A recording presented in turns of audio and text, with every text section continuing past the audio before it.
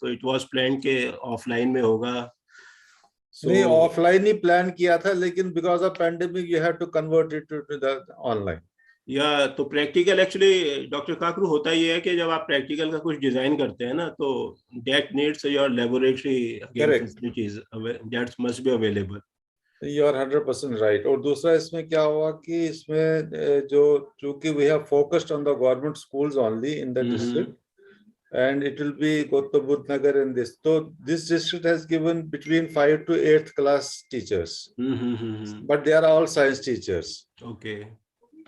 Whereas in other districts, they are told that we will give from 8 to 12. So that's how it is. It has happened. So naturally, we have to arrange our lectures according to the classes that they are teaching. So that's why you will find some change between what was discussed earlier and what yeah. और कल मोनिका के साथ ही हुआ है। Anyway, we'll wait for 2 minutes. No. 11:10 we will start it. Yeah. 11:08 because people have joined. So then I will introduce you and whatever you have to say up till 12 o'clock because I Sunday है तो so we'll try to close it earlier. Okay.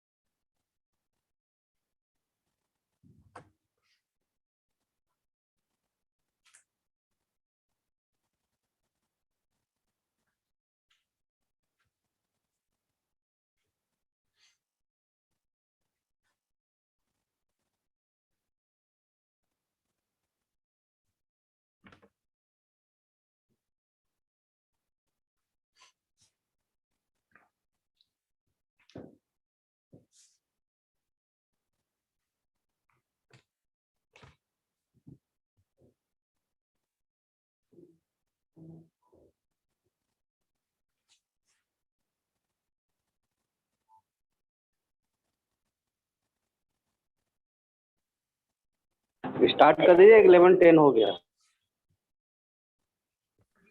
So good morning again for assembling. हमारे संग इस समय doctor Ishwar Singh है, he is a professor at Hansraj college. तो इनसे he will be speaking on that is secret. we will not keep a secret, but he will be discussing. It will be an interactive session आप लोगों के साथ होगा। जिसका भी कोई क्वेरी होएगी in between आप इनसे पूछ सकते हो, डिस्कस कर सकते हो। Because the aim, जैसा कि आपने पहले बताया कि aim is to add capacity to what you are already knowing, so that you can demonstrate, you can upscale, create interest among the students that you are teaching in your classes. So I will request Dr. Ishwar Singh to kindly come up and start the session. Okay, thank you, Dr. Kaukru, for giving me this opportunity to share some of my views with my, again, colleagues, I would say, because all of us are teachers here, and all of us are here, again, sitting together just to share some of the views, okay, some of the experiences we are having. So first of all, very good morning to all of you. Are you ready to participate in this workshop?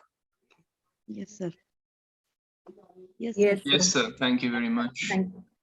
Okay, thank you very much. So first of all, let me revise or let me summarize things, although I don't know what you discuss in your morning session.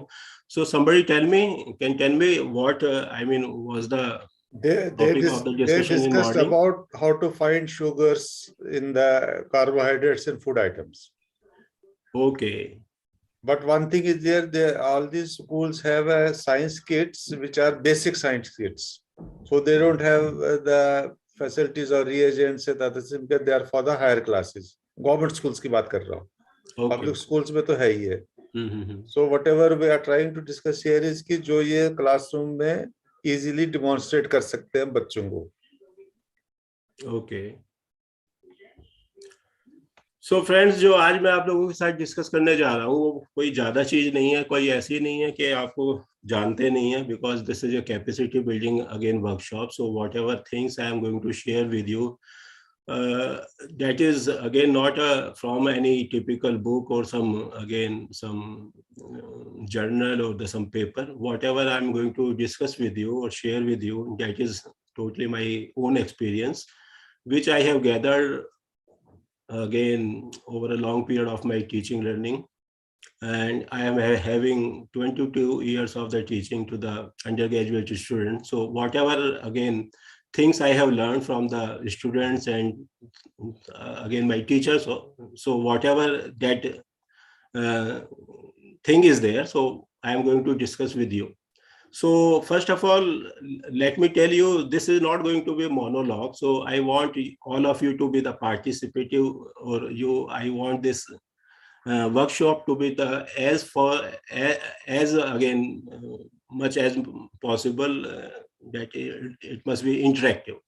So I would like to try to make it as interactive as possible. So I need your cooperation first of all, because if you will not be sharing with me, so you will not be able to again participate. And if you will not be participating, so I will not be getting the energy to devote on this discussion, on this workshop. So I hope that all of you would be sharing your views, as well as you will be suggesting some of the things which we can improve as a part of the discussion or the workshop.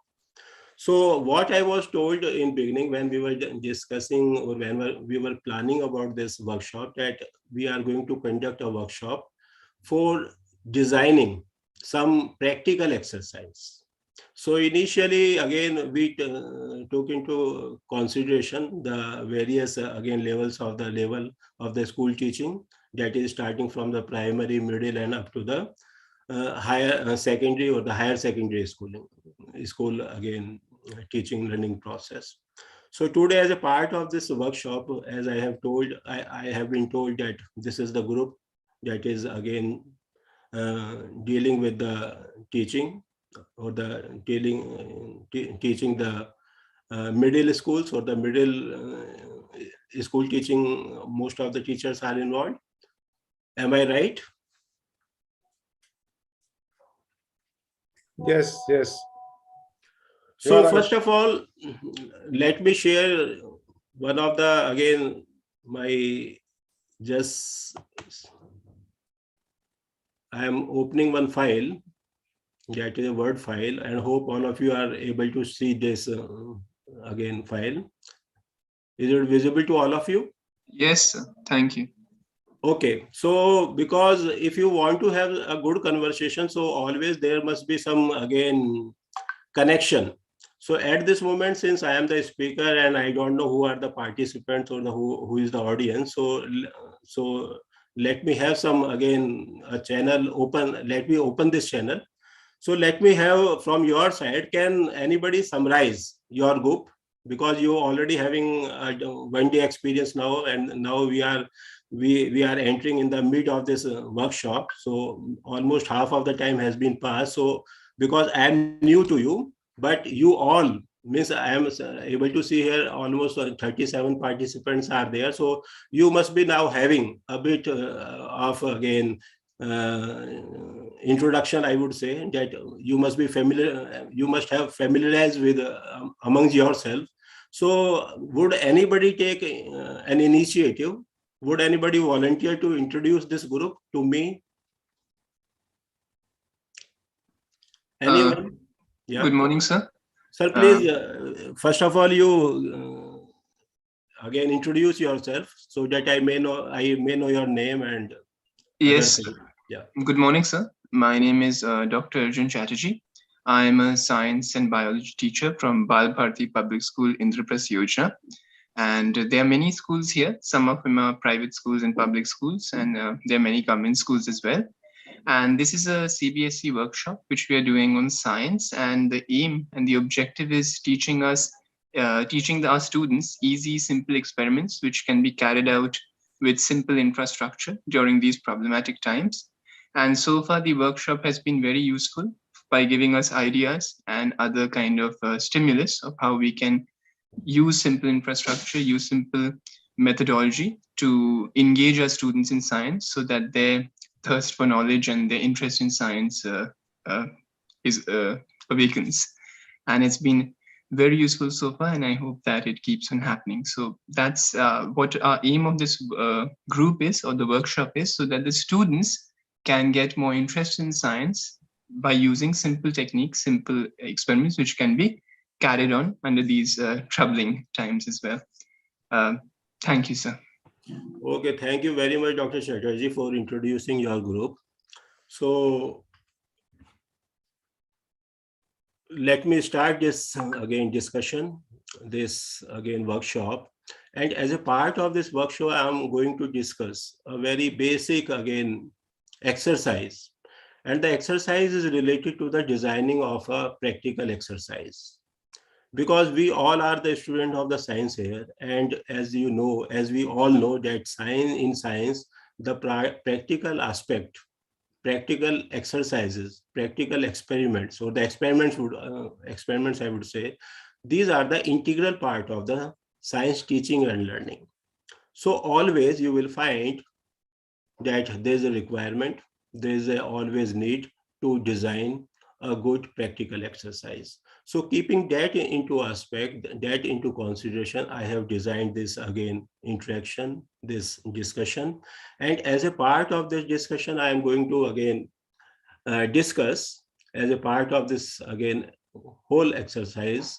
First of all, I would discuss some background information, and as a part of that background again information, or the background again basic background, I would be discussing what could be the again approaches which may be available to science teachers so that they can design a practical exercise. So this is just nothing but a basic background. So what should be again kept in mind while designing a practical exercise.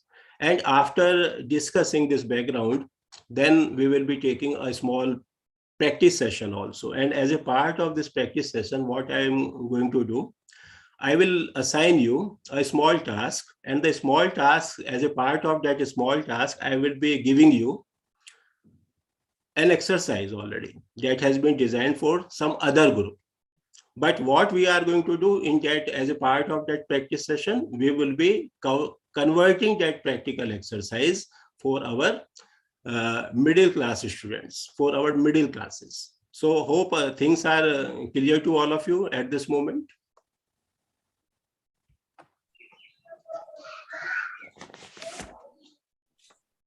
Yes.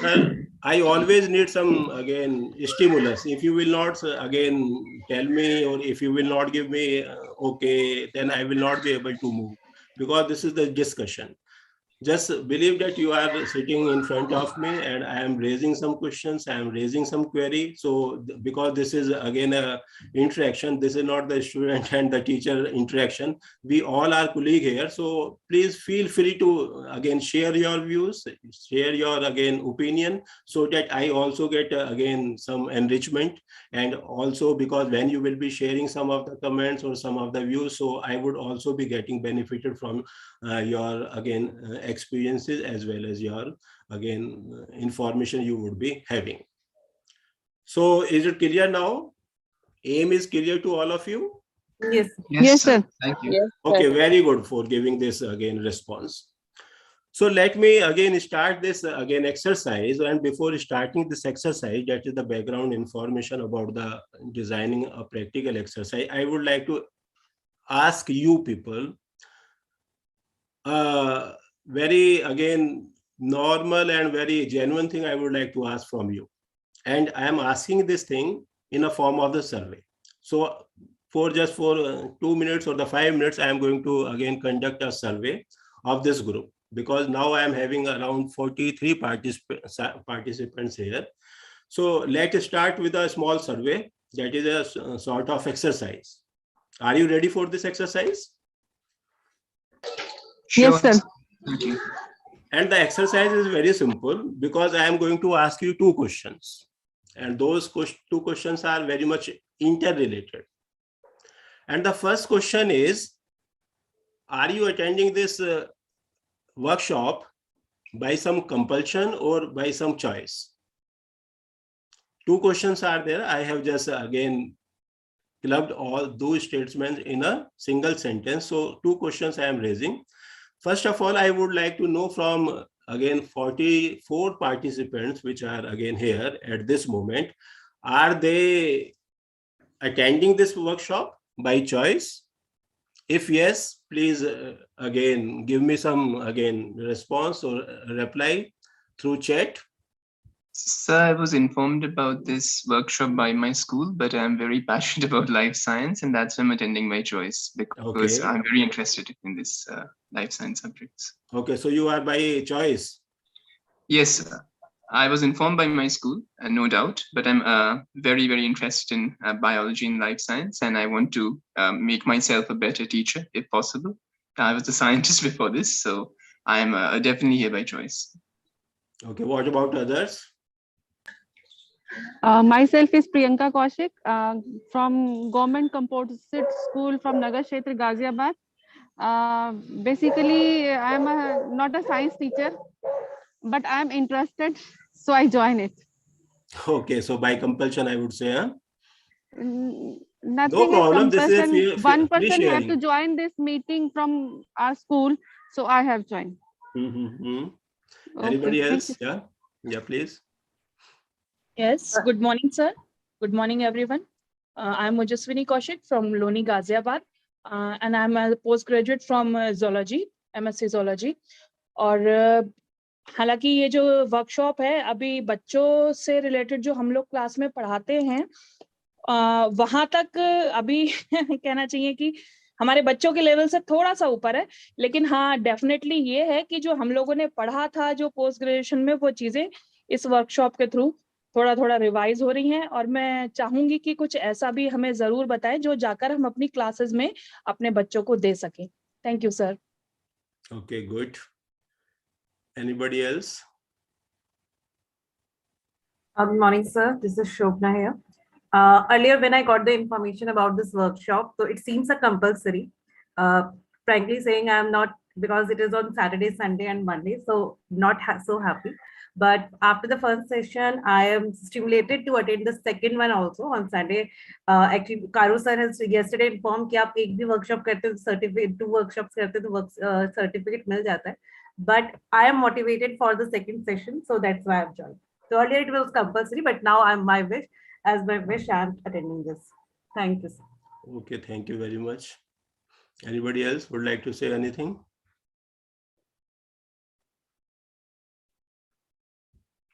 So what actually you are writing on the chat box.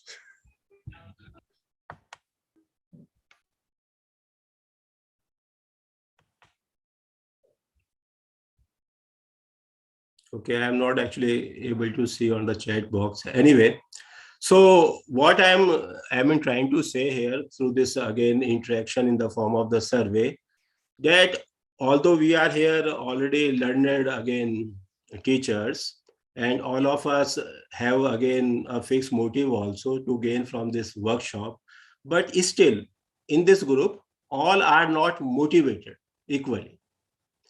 So same thing happens in the class also. Whenever we enter in a class, so always you will find students are not the state of the accepting things from the education learning process point of view. So whenever you enter in any class, and if you try to again make or you try to represent their state of mind in the form of a plot, in the form of a graph, then always you will find, if the class is a group of the randomly selected students, then what you will get, that as a part of that class, you will find, if you start again, let me just.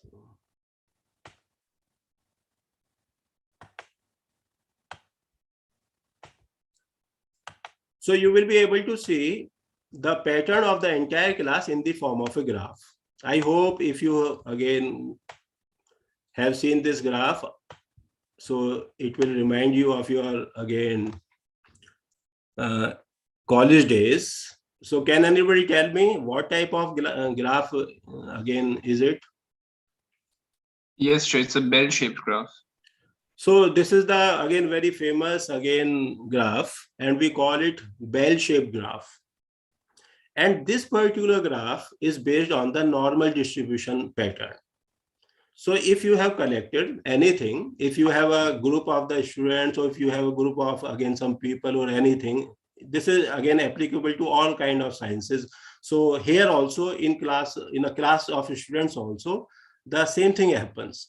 So if you make again, if you assess any class, then you will find all the students, if you again distribute their different states from the again perception point of view, then you will find always we get a bell-shaped graph. And in this bell-shaped graph, what you will find, that majority of the students are having average understanding. Some of these, again, some of the students in a class you will find they are always considered above average, and some of the students always you will find they are considered as below average students. Do you agree with me with this?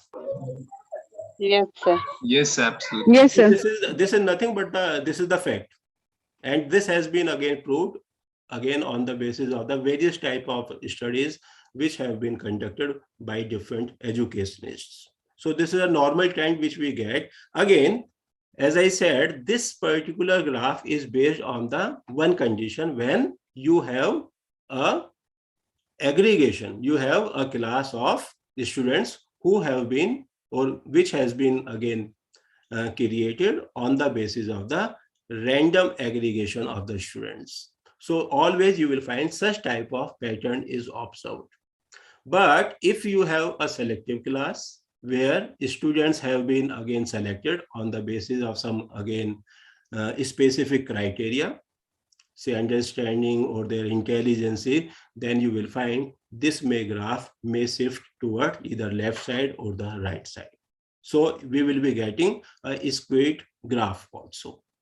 But because here we are talking about the in general, so that's why I have taken this particular graph. Now, if you take into consideration this graph, and as I said that a class may have again the students who are having the average understanding, those students who are having some below average understanding, and some of them are having above average again understanding. So this group which we call above average again students, they are always called gifted childs.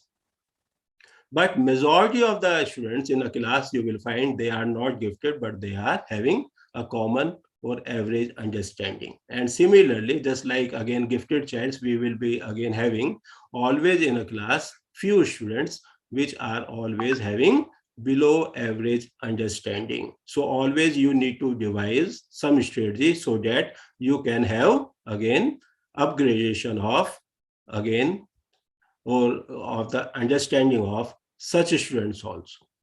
So what is the task for a teacher in a class? That the task is to upgrade the knowledge base of entire class.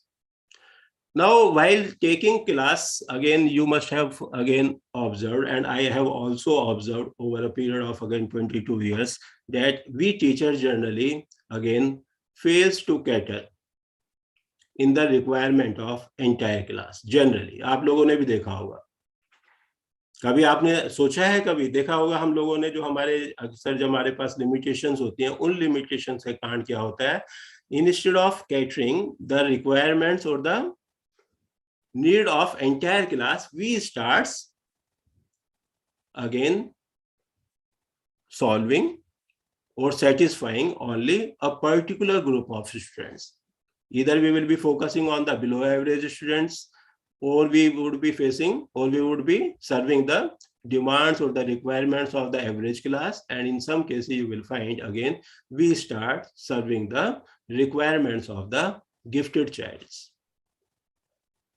और खास तौर पे आप लोगों ने देखा होगा जो एडमिनिस्ट्रेटर्स होते हैं, खास तौर पे जो प्रिंसिपल्स होते हैं, या और जो दूसरा ऊपर का एडमिनिस्ट्रेटिव जो आपका पूरा का पूरा जो स्ट्रेटम है, वो आप लोगों ने जनरली देखा होगा। खास तौर पे आप लोग प्रिंसिपल्स को जल्दी आप के साथ जब अगेन स्टाफ की मीटिंग होती होगी, तो प्रिंसिपल अक्सर आपसे क्या पूछते हैं, बतलाइए प्लीज, उनका क्या मोटिव रहता है?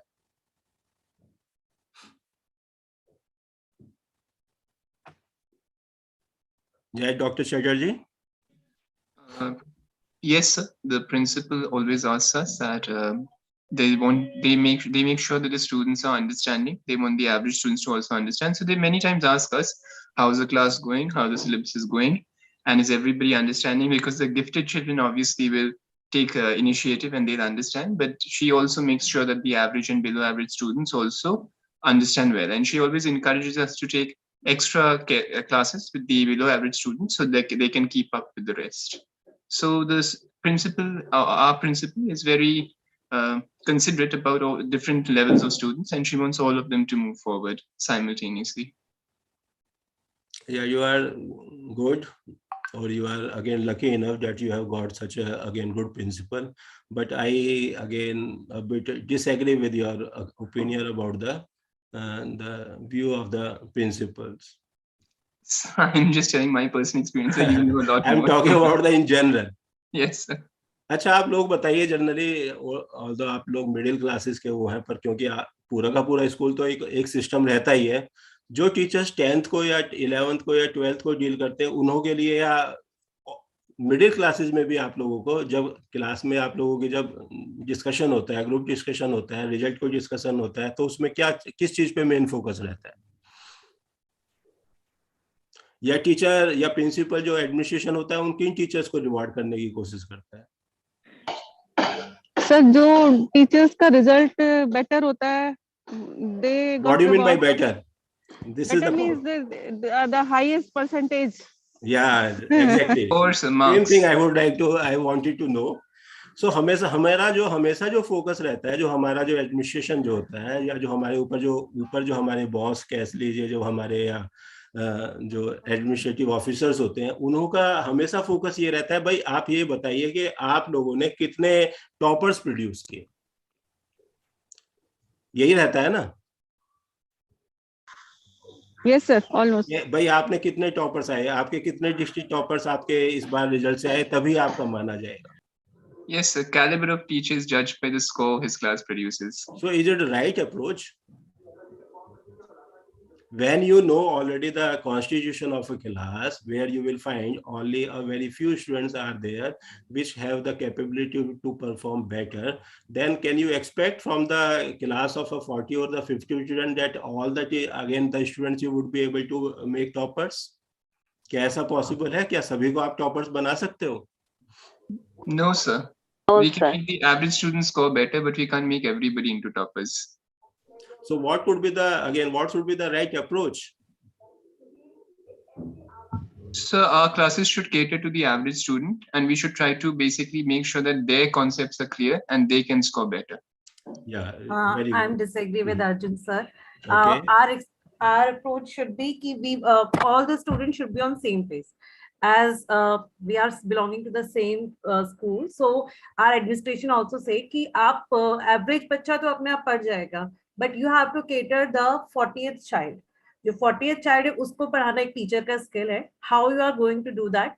That is on to go to that pace. आपको उस बच्चे के लेवल पे जाना पड़ेगा, आपको उसे एवरेज तक नहीं ले जाना है, आपको क्लास के पेस को मींस इक्वल करना. That is a task of a teacher.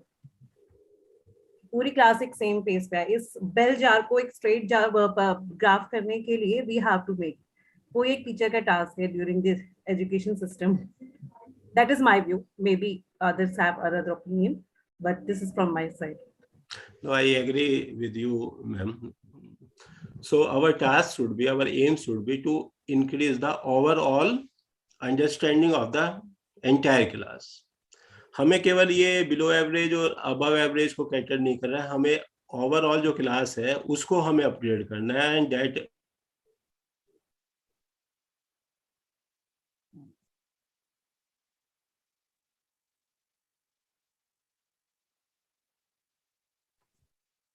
आपकी आवाज नहीं आ रही है।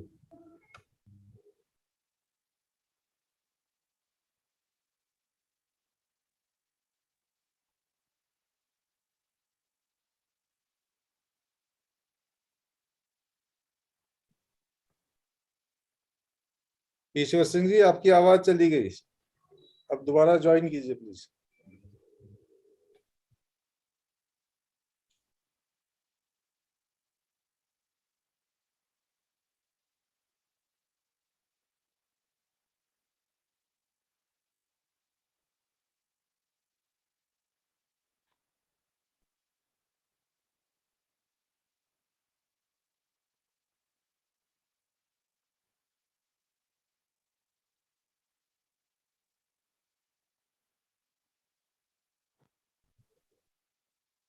वो डिस्कनेक्टेड हो गए, दोबारा ज्वाइन कर रहे हैं।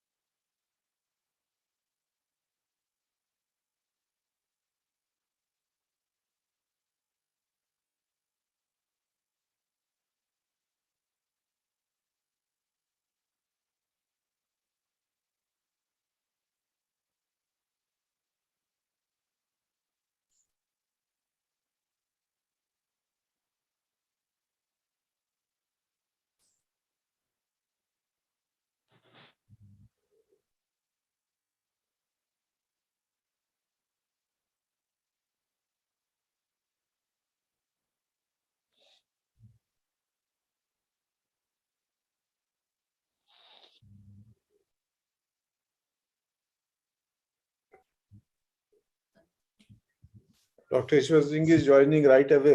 उनके यहाँ वो डिस्कनेक्ट हो गए थे। Just in a minute. Yes, sir. Thank you for informing us, sir. Actually ना लाइट चली जाती है, तो उनके यहाँ लाइट चली गई तो वो सारा डिस्कनेक्ट हो गया वाईफाई में, जैसे अभी हमारे यहाँ भी हुआ था। But I will in the mean time request की, चूंकि इंटरेक्टिव है तो बाकी टीचर्स भी थोड़ा सा इसमें जुड़े अपने व्यू पॉइंट्स के साथ, जैसे भी डॉक्टर साहब बता रहे हैं, तो एक अच्छा परिणाम भी निकलेगा सबके लिए। Yes, sir. I am Kiran Lohia. I am in charge HM of UPS school, हाँ खड़ी जी। Loni Ghaziabad. Sir according me main motive ये नहीं होता कि all the student are topper. मेरे अकॉर्डिंग जो है होना चाहिए कि सर हर एक बच्चे एज ग्रुप है, उसके ग्रुप तक, उसके बच्चे लेवल तक वो ज्ञान जाना चाहिए। करेक्ट, वही तो ये बता रहे हैं ना कि अब आपको सारी क्लास को लेके चलना है, नॉट दैट कि एक पर्टिकुलर ग्रुप को कि ये टॉपर है तो इसको थोड़ा और बढ़ावा दो। सबको जो लास्ट स्टूडेंट है उसको देखना है कि वो कैसे सबके साथ एक लेवल पे आ जाए। बिल्कुल सर, और इसी को मद्देनजर रखते हुए सर आजकल जो यूपी जो स्कूल्स हैं बेसिक्स के, इनमें एक रिमेडियल टीचिंग का भी प्रोसेस चल रहा है सर। वो इसीलिए चल रहा है कि ऑल द स्टूडेंट्स मतलब प्रोसेस को कंप्लीट कर सके जो उनके एज ग्रुप से आता है। राइट। उनके बेसिक्स जो है वो ज्ञान उनका sir, learning of the process उनका इम्प्रूव हो सके। बिल्कुल वही बेसिकली है कि क्योंकि एक्सेसिबिलिटी टू मतलब थिंग्स भी उतनी नहीं होती है गांव के बच्चे को, या मतलब जो डिफरेंट स्ट्रेटा से आते हैं, बिल्कुल तो सर। इन सबको लेके चलना है हमें। तो दैट्स व्हाट डॉक्टर साहब भी बता रहे हैं, तो that's why he wants to gather. आप लोगों से इंटरेक्शन से एक आइडिया भी लग जाता है कि भाई ये इस तरीके से है तो इसको इस तरीके से वो अपना व्यू पॉइंट भी दे सकते हैं। बिल्कुल सर, क्योंकि वो जो बच्चे आते हैं वो थोड़े रूरल एरिया से आते हैं, तो उनको बहुत सारी चीजें तो ऐसी होती हैं सर जो हम लोग किताबों से अगर उन्हें बताते हैं तो उनके दिमाग तक ही नहीं पहुंच पाती वो बातें, क्योंकि वो लोग चीज से नहीं पहुंच पाते। तो हम उन्हें उनके अपने जो उनका बेसिक जो चीजें होती हैं, उनके आसपास जो भी चीज मौजूद होती हैं, वो उन्हें अच्छे से उनसे कनेक्ट करके हम पढ़ा सकते हैं। जैसे सर मेरा एक एक्सपीरियंस है कि कार्बन के अपर रूप, इन्हें अगर हम बच्चों को बजाय हम वो चीजें दिखाने के या करने के, बच्चों के माइंड में नहीं पहुंचता। लेकिन अगर उन्हें बेसिक चीजें, जैसे उनके जो गांव में चूल्हे होते हैं, तवा होता है, उन पर सर ये सारे कार्बन के अपर रूप होते हैं, अगर बेसिक चीजें उनसे कनेक्ट करके हम उन्हें पढ़ाएं ये चीजें, तो सर वो बहुत जल्दी उन चीजों को सीख जाते हैं। उनको पता हो जाता है कि भी कार्बन क्या होता है। राइट। डॉक्टर ईश्वर सिंह जुड़ गए। हाँ, Yeah, sorry for disturbance. Some network problem was there.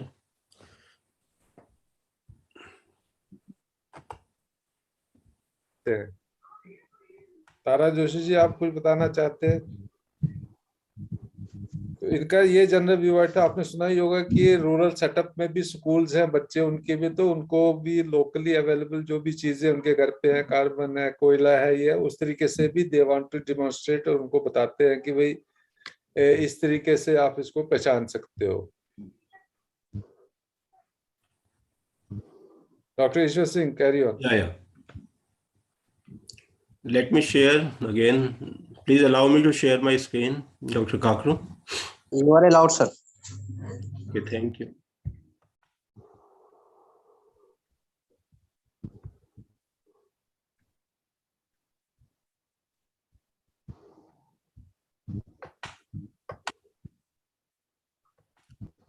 So we were discussing about this bell-shaped graph that is very often again obtained in a class of randomly selected students.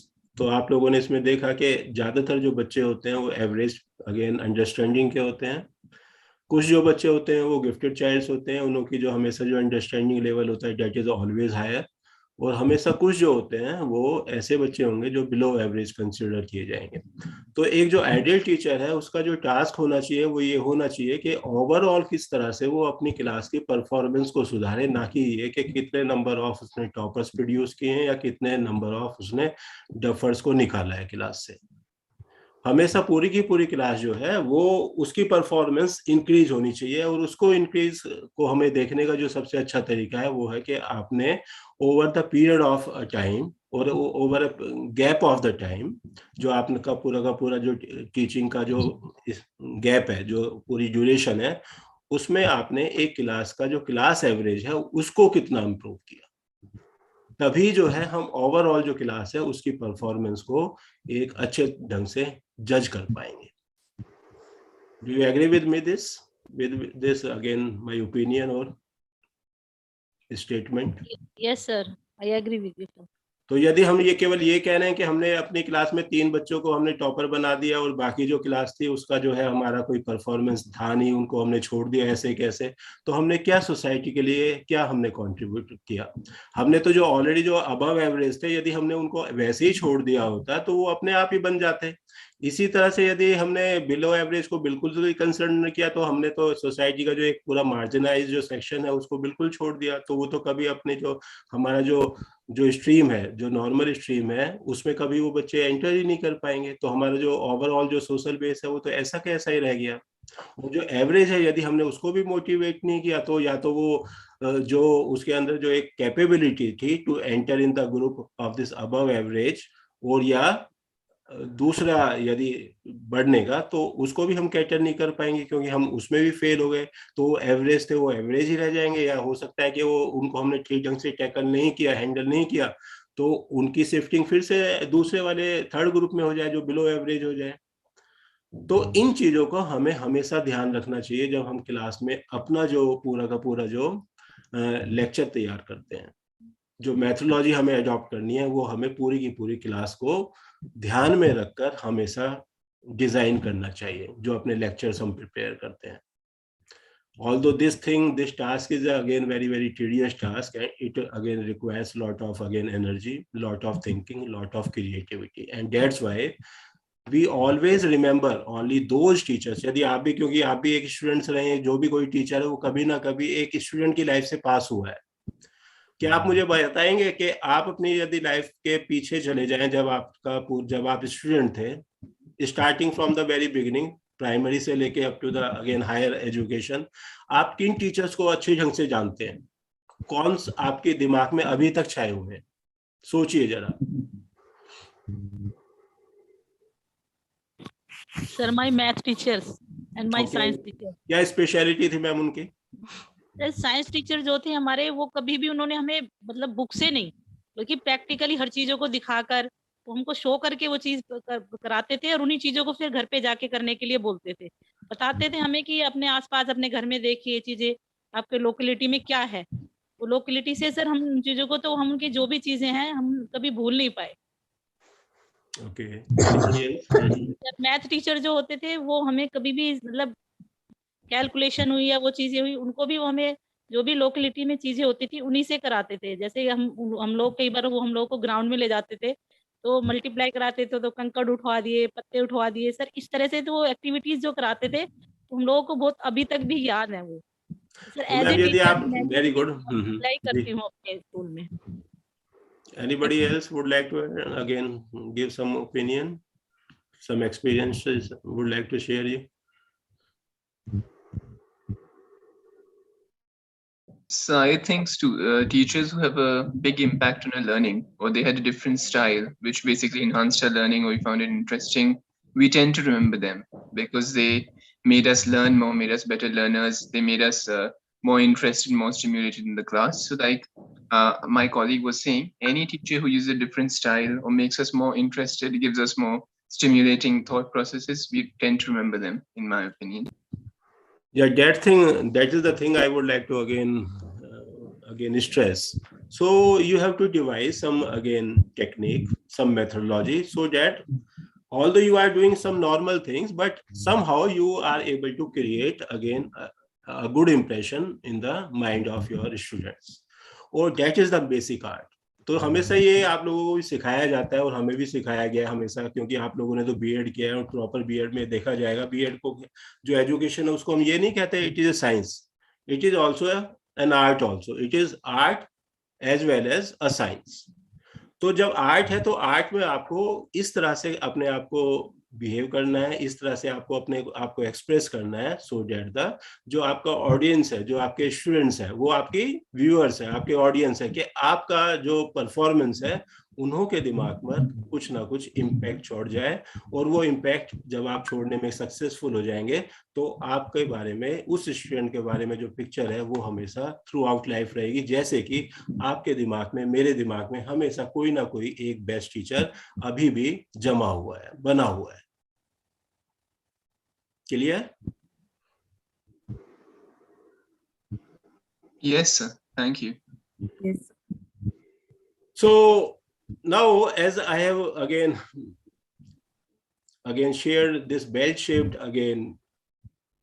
graph with you people, now the entire the whole exercise of sharing this bell graph is to know from your side that what is actually teaching learning.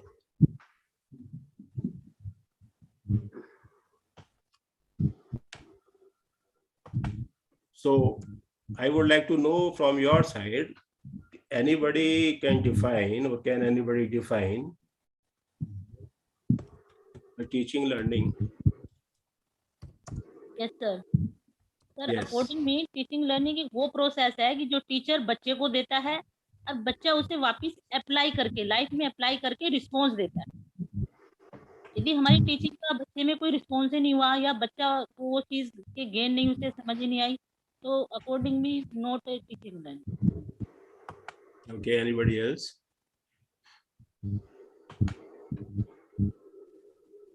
According to me, teaching is a skill basically to enhance the skill which is already present in the child. हमें अपने subject को उसको enforce नहीं कराना, we have to take out what the interest student is having. Maybe I am a science teacher, he is not having the interest in science, so I can't do anything to excite or motivated for the science. मैं सिर्फ एक level तक उसको कर सकती हूँ. Maybe he is good in Hindi or English, so we have to find out the inherent interest of the child and then we should motivate him. So that may be helpful for him. Okay. So that is basically the teaching and learning to enhance. Anybody else would like to add anything? Yeah. So it's kind of I'll say anything. Ma'am, your voice is breaking.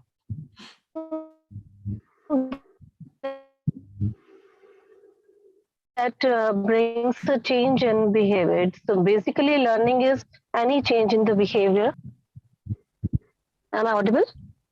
Now you are Hello. audible. Can you repeat again what you have said? Yeah, I was just saying that any teaching learning procedure includes the change in behavior. Okay. So whatever, yes, anybody else? So I was just saying, in my opinion, teachers, whatever the teachers teach can only be useful if the students learn from it. So the teacher should understand, they should gauge the students, what is their knowledge, how much they have, what are the knowledge gaps, and they should try to set up particular learning objectives so as to make sure that the students are actually benefiting from what they're teaching. So even our students can give us a guidance, they can give us a indication of how much they need to learn, what their gaps are. So I think this teachers need to be very active and keep observing that. So I guess that could be one of the skills in teaching learning. Okay. So whatever you have said, I agree with you. But as I asked that, please define teaching learning. So whatever you have defined, so I agree with you. But I always say to my students that whenever I ask about the definition of anything, so whatever definition you give, that definition is neither good nor bad. All definitions are equally bad and equally good also. And the reason for that is whenever you define anything, always you define a thing according to your requirement. So this term, this definition, whenever it is again included, so it is always subjective. Definition is always a man-made thing. So whenever we are defining any term, because it is subjective, so it is catering the requirement of, it is catering the need of some person, a selective person. So because it is catering the need of a selective person, so it is not always necessary that it will be catering the need of other person also. So in same way, if I define, as per my opinion, this teaching learning again term, then I would like to define it as the process. According to me, it is my own again thinking, my opinion, my own opinion. So according to my opinion, although you can vary again agree or disagree, I don't know, but I am going to again define this teaching learning process as a process. It is a process.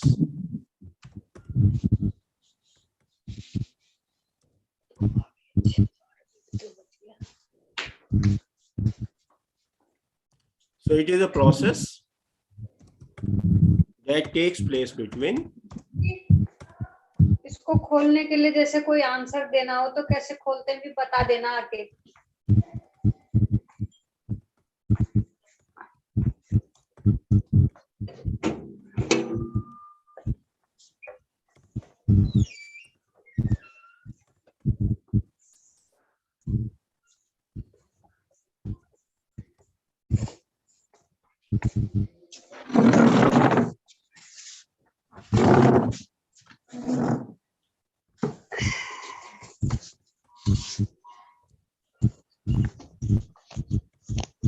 So according to me, teaching learning is nothing but a kind of process that takes place between a teacher and a student as a part of a relationship. Do you agree with this? Yes, Yes, sir. Yes, sir.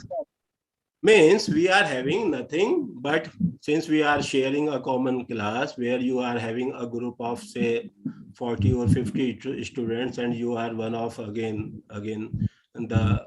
participant in that class, and you are having you are holding a higher position as a teacher, but overall whatever teaching learning is having, it is nothing but just a process which is taking place between a teacher and his or her students. And what is the outcome of this term? What is the outcome of this process? The outcome of this process is that it leads to the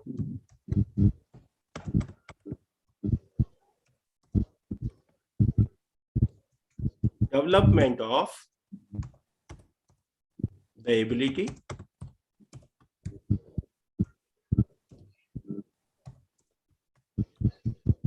to collect,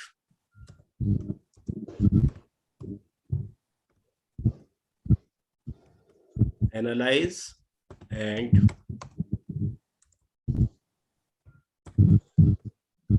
apply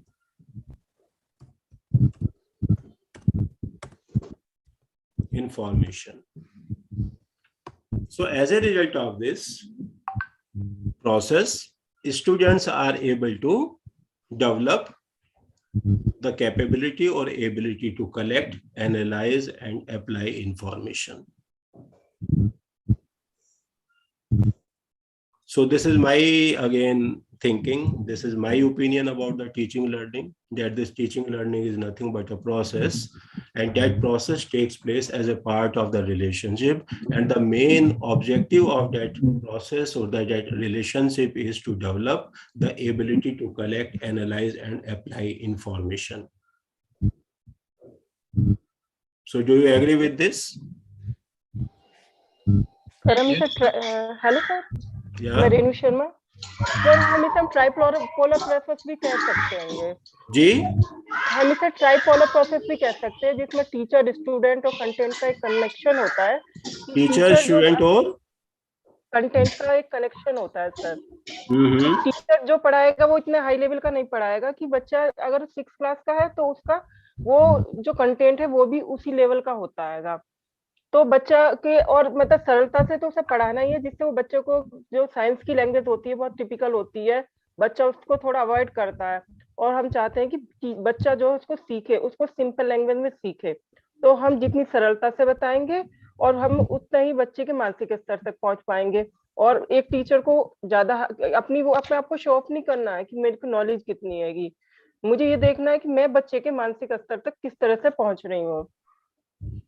You are right, said, you rightly said, ma'am. जो हम लोगों ने यहाँ पे discuss किया है, this is the ability. तो जो आप जो बता रहे हैं वो एबिलिटी है ना। यदि हम उसको हम डेवलप नहीं कर पाए बच्चे के अंदर, तो फिर तो हमारा जो प्रोसेस है, जो पूरा का पूरा जो ये प्रोसीजर है, वही फेल हो जाएगा। यदि हम बच्चे के लेवल तक नहीं जा पाएंगे, या हम इस तरह से क्रिएट करेंगे कि बच्चे के ऊपर जो हम चीजें बोल रहे हैं, जो बता रहे हैं, वो बच्चे के सर से ऊपर जा रही हैं, तो हमारा जो पूरा का पूरा जो टीचिंग लर्निंग प्रोसेस है वो तो फेल हो ही जाएगा। हाँ जी, ये तो क्योंकि एक अच्छा टीचर वही वही कह रहे होता है। हाँ जी, एक अच्छा टीचर वही होता है जो हर बच्चे के मानसिक स्तर तक पहुंचे। जो सब्जेक्ट्स होते हैं हिंदी इंग्लिश में बच्चा फिर भी थोड़ा सा चलता है, लेकिन वो साइंस के जो टिपिकल वर्ड्स होते हैं उनको अवॉइड करता है। तो हमें वो ही लेके चलना होता है कि हम उसको सरल से सरल तरीके से बताएं, और जो भी हम उसको एक्सपेरिमेंट्स वगैरह दिखा रहे हैं तो उसे डेली लाइफ से अटैच करते हुए बताएं, जिससे वो जो बच्चा जो एक तरह से वो रेमेडियल के लिए तैयार हो रहा है, हम उससे उस चीज से निकाल सकें। I agree, no doubt.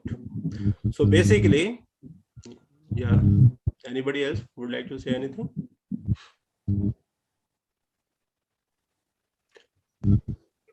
Good morning, sir. Yes, ma'am.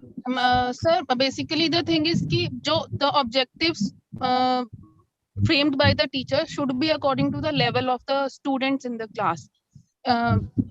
This only then the teaching learning process will be successful in the classroom. Agree, ma'am.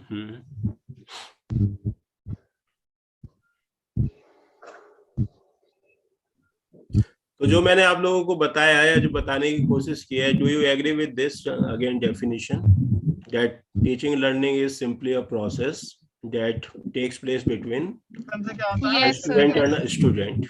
Yes, and the main motive of this again process is to develop an ability to collect, analyze and apply information.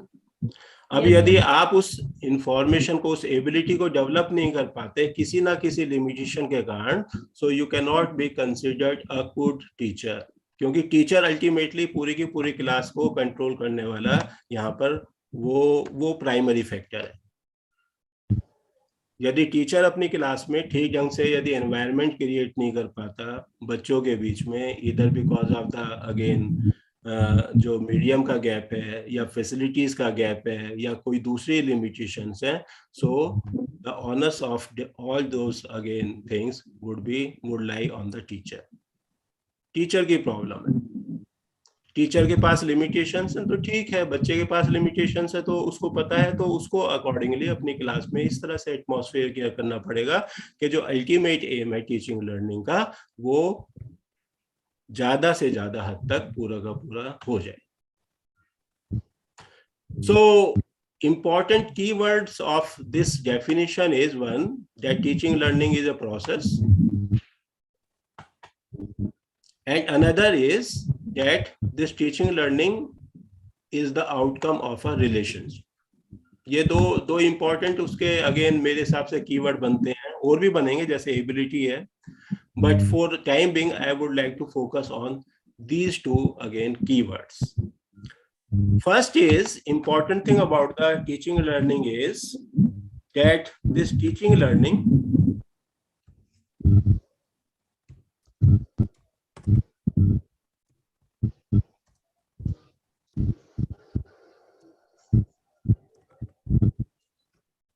if you take into consideration this whole process, entire process, so you will find this process is extremely slow.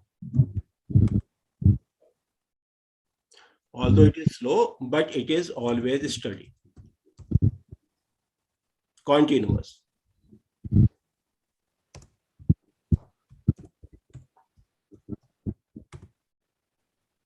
It is slow, but continuous. And another important thing you will find, it is a long process. It is long. और यही कारण है कि पूरा का पूरा जो learning है, जो टीचिंग लर्निंग प्रोसेस है, ये कभी भी कंप्लीट नहीं होता, कभी भी समाप्त नहीं होता। And that's why we always say that teaching learning is a life long process. यदि ऐसा नहीं होता, यदि ये प्रोसेस यदि बहुत लंबा नहीं होता, तो हम जो अपना पूरा का पूरा जो स्कूलिंग है वो 1 साल 2 साल में कर लिए होते ना। हम लोग अपना जो पूरा का पूरा, यदि आप एजुकेशन सिस्टम को देखें तो वो लगभग 16 साल तक का लगभग पड़ता है, होता है ना। So what is the important thing? नमस्ते बेटा, पहचाना नहीं? तो लग रहा था कि मैंने देखा तो है लेकिन। नमस्ते aunty. Priyanka ma'am, would you like to say anything?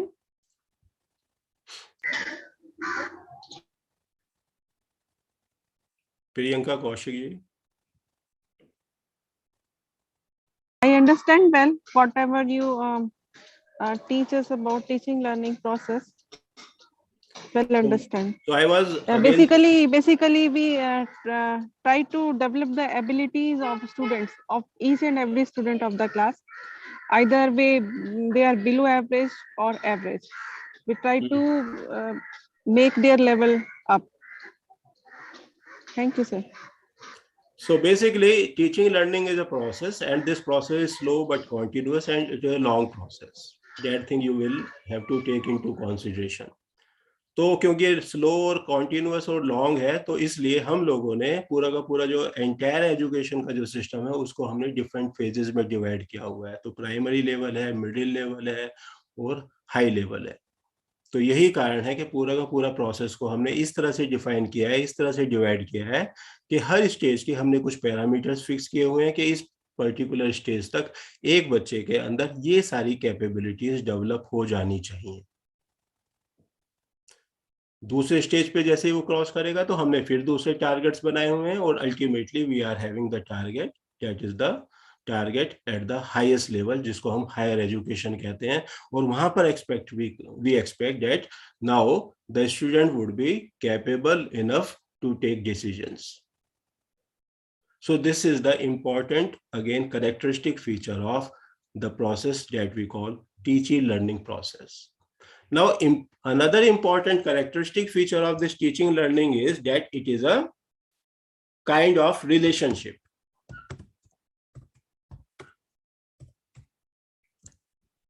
And if some relationship is there, so can you tell me again, what is a relationship?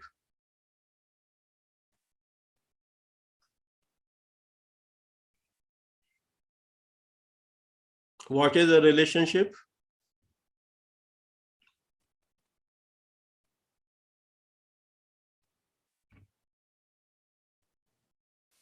Sir जहाँ पर दो लोगों के बीच में कोई कनेक्शन हो और किसी चीज का आदान प्रदान हो रहा हो. Yes, ma'am, rightly said. So important requirement of relationship is that a relationship can only exist if there is some interaction. So teaching learning can happen only if you are having a proper interaction. If this interaction is not there, so teaching learning cannot take place. Now in this teaching learning, always you will find always a teacher and the student is involved. That is the normal again thing, normal again presumption. But in some cases nowadays, because we are having other forms of the interaction also, so the position of the teacher may be replaced with some other sources also.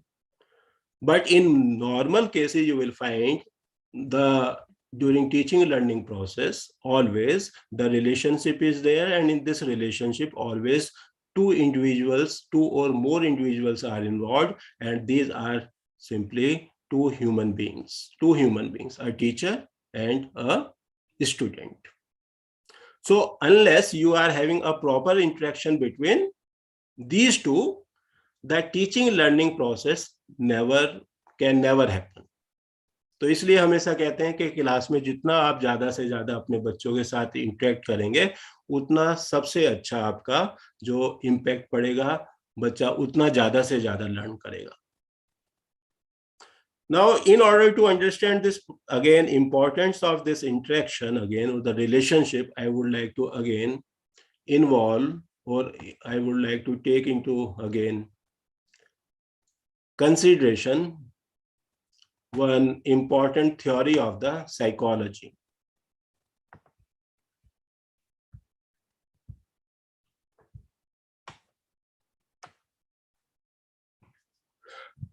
Anybody from the psychology background here?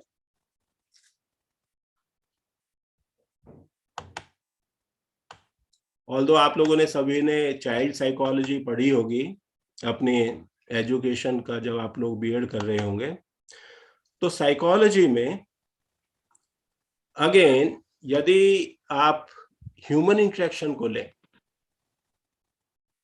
तो जो human interaction जो होती है, according to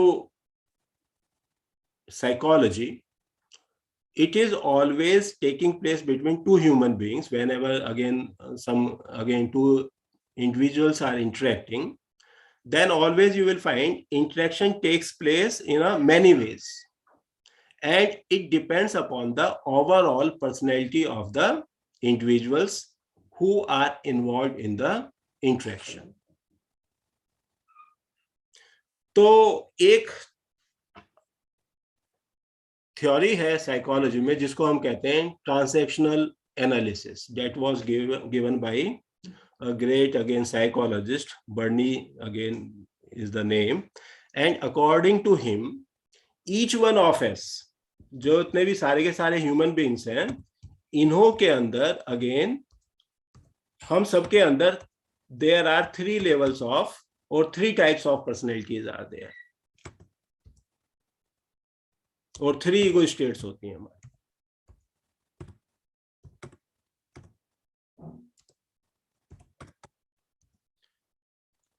तो 3 personalities कौन कौन सी होती हैं?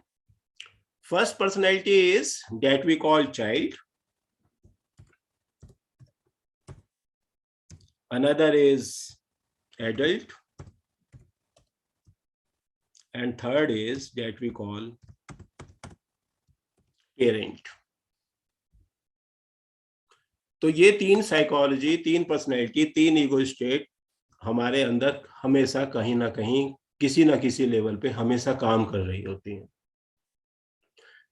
And these three personalities, three eco states or three levels or the three states of the human working and the human behavior, you will always again notice in your daily life also. तो ये तीनों की तीनों state जो है इनको हम पहचान भी सकते हैं. As name is indicating, child, adult and parent. So on the basis of that, again you can identify, you can again distinguish these different states from one another. सबसे पहली आती है चाइल्ड ईगो स्टेट और child personality. तो child के बारे में आप लोगों ने जैसा देखा है, तो चाइल्ड, यदि आप बच्चों के बारे में बात करें तो बच्चे कैसे होते हैं, कोई बताएगा?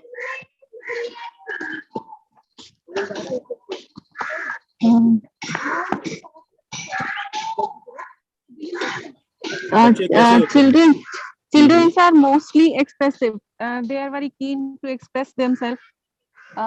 But in the classroom situation, where the teacher is trying to dominate somewhere in class, the students get somewhere shy. So the important thing you will find about the child is that child is always energetic, full of energy. Yes, we can say. They are again free expressor. जो दिमाग में आता है, जो दिल में आता है वो बोलते हैं, किसी की कोई उनकी चिंता नहीं होती.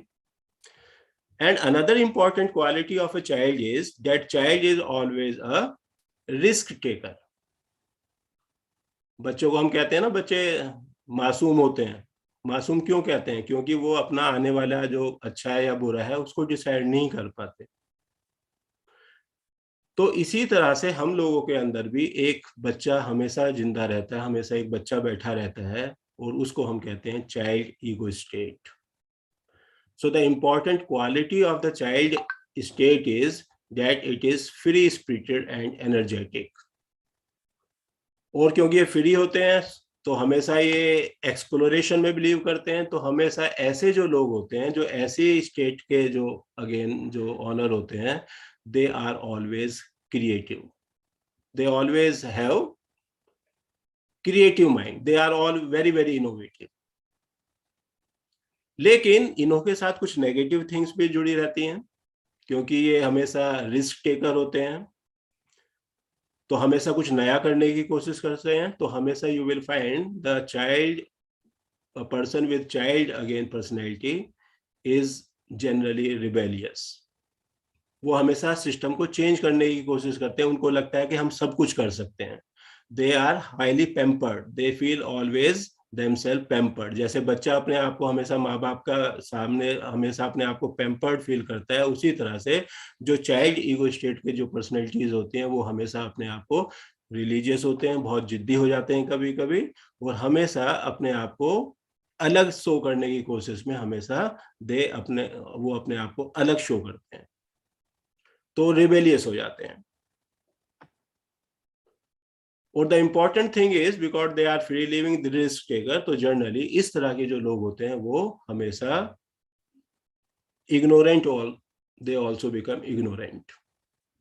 तो जो बर्नी की जो क्लासिफिकेशन है पर्सनैलिटी की अकॉर्डिंग टू चाइल्ड, तो चाइल्ड को यदि आपको एक्सप्रेस करना है इस पर्सनैलिटी को, तो according to Berne a child personality can be again expressed through a statement, and statement is that I am okay, I am not okay, but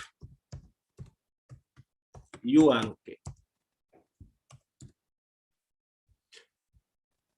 जो चाइल्ड पर्सनैलिटी पे के लोग होते हैं उन्हों की फीलिंग जनरली ये होती है.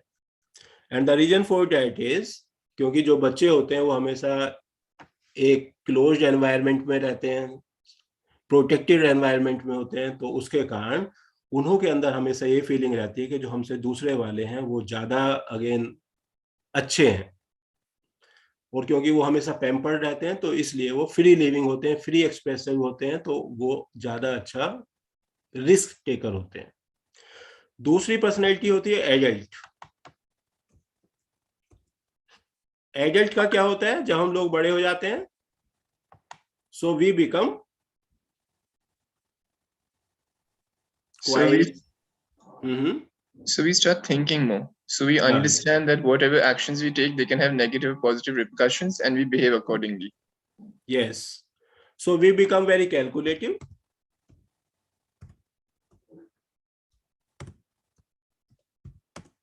Logical.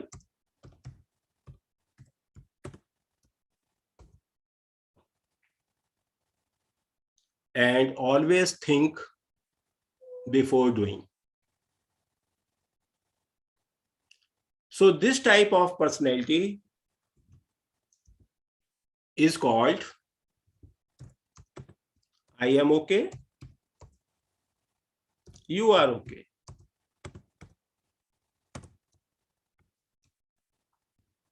Because they always take into consideration the views of the other, and then before again taking any decision, they always again consider pros and cons of the things, always. So we call such type of personality as adult personality. And lastly, we are having a third kind of personality also that we call parent personality. So if you take into consideration the parent personality, then you will find the parent personality again is the ego state, where you will find they are again compassionate, caring. But the important thing about this personality is they are always again disciplined persons. They are always workaholic. And the important quality of the parent ego is that they are generally authoritative. They are controlling. They keeps thing in their hand.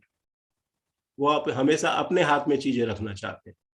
They are always authoritative. So इस तरह के जो लोग होते हैं वो क्या, उनकी पर्सनैलिटी क्या हो जाती है? They say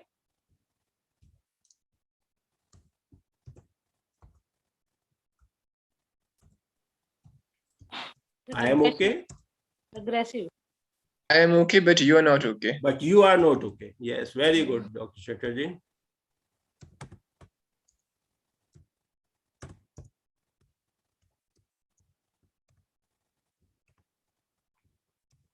तो ये तीन पर्सनैलिटीज हमारे अंदर हमेशा बनी रहती हैं, एंड डिपेंडिंग अपॉन के ज्यादातर कौन सा ईगो स्टेट हमारे अंदर है, उसी तरह से हमारी पर्सनैलिटी डेवलप हो जाती है. तो कुछ जो लोग होते हैं वो बड़े एक्सप्रेसिव होते हैं, एनर्जेटिक होते हैं, हमेशा चीजों का जो भी कोई चैलेंज आता है हमेशा रेडी हो जाते हैं. तो यदि आपको इस तरह का कोई पर्सन मिले तो आप मान के चलिए कि उसके अंदर जो मेन है, जो डोमिनेंट फेज है, वो चाइल्ड का है. यदि कोई कैलकुलेटिव है, लॉजिकल है, हमेशा कोई डिसीजन लेने से पहले सारे के सारी चीजों को कंसिडर करता है, तो उसको हम एडल्ट पर्सनैलिटी का पर्सन कहेंगे, इंडिविजुअल कहेंगे. और कुछ जो ऐसे हैं जो हमेशा अपने एक्सपीरियंसेस से अगेन बिहेव करते हैं, अथॉरिटेटिव हो जाते हैं, जिनके जो डिसीजंस जो होते हैं, ओपिनियंस हैं, उनको आप इजीली चेंज नहीं कर पाते. वो अपने आप को दूसरे के ओपिनियंस को इजीली अकोमोडेट नहीं कर पाते, तो उनको हम कहते हैं पेरेंट पर्सनैलिटी का पर्सन. और ये नहीं है कि अलग अलग ही होते हैं, हमेशा depending upon the situation again we can shift from these different stages. कभी कभी हमारे अंदर चाइल्ड ज्यादा एक्सप्रेसिव हो जाता है, कभी कभी हमारे अंदर एडल्ट एक्सप्रेसिव हो जाता है, और कभी कभी हमारे अंदर पेरेंट एक्सप्रेसिव हो जाता है. So all these things I am trying to again share with you. The reason for that is so that you can have some idea about the psychology of the student also, and so that you can design a proper teaching methodology for a particular group of students. तो आपसे एक question अब मैं पूछना चाहूंगा यहाँ पर. As we have discussed here, there are three ego states of a person or the personality, and all these personalities again are ultimately responsible for the what kind of interactions you would be having. For example, if somebody is having child ego state, जो energetic है, rebellious है, क्या आप उसको parent बन के handle कर पाएंगे? No, sir, because they will always rebel against authority. Yes. So we have to understand them, understand their level, and we'll also have to talk to him like a child to a certain extent so that he understands what we are saying. Very good. So in order to have a proper interaction, you have to again consider the state level of the student, and that's why we always say that if you want to teach effectively, you always comes to the level of your students. तो इन तीनों में से यदि आपको कोई interactive again strategy follow करनी है, तो which one you will consider the best?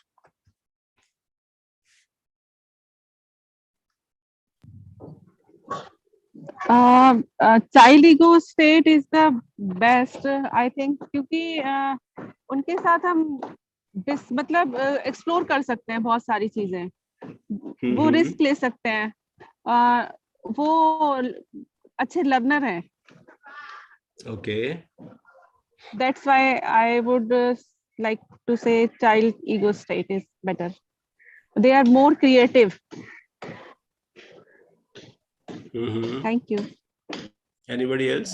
So I think the advantages to the adult ego state as well, because with them we can explore, we can basically have more, we can actually have more discussion with them. We can talk about inculcating ideas, they can understand how it would basically work. So it depends, there are pros and cons to everyone.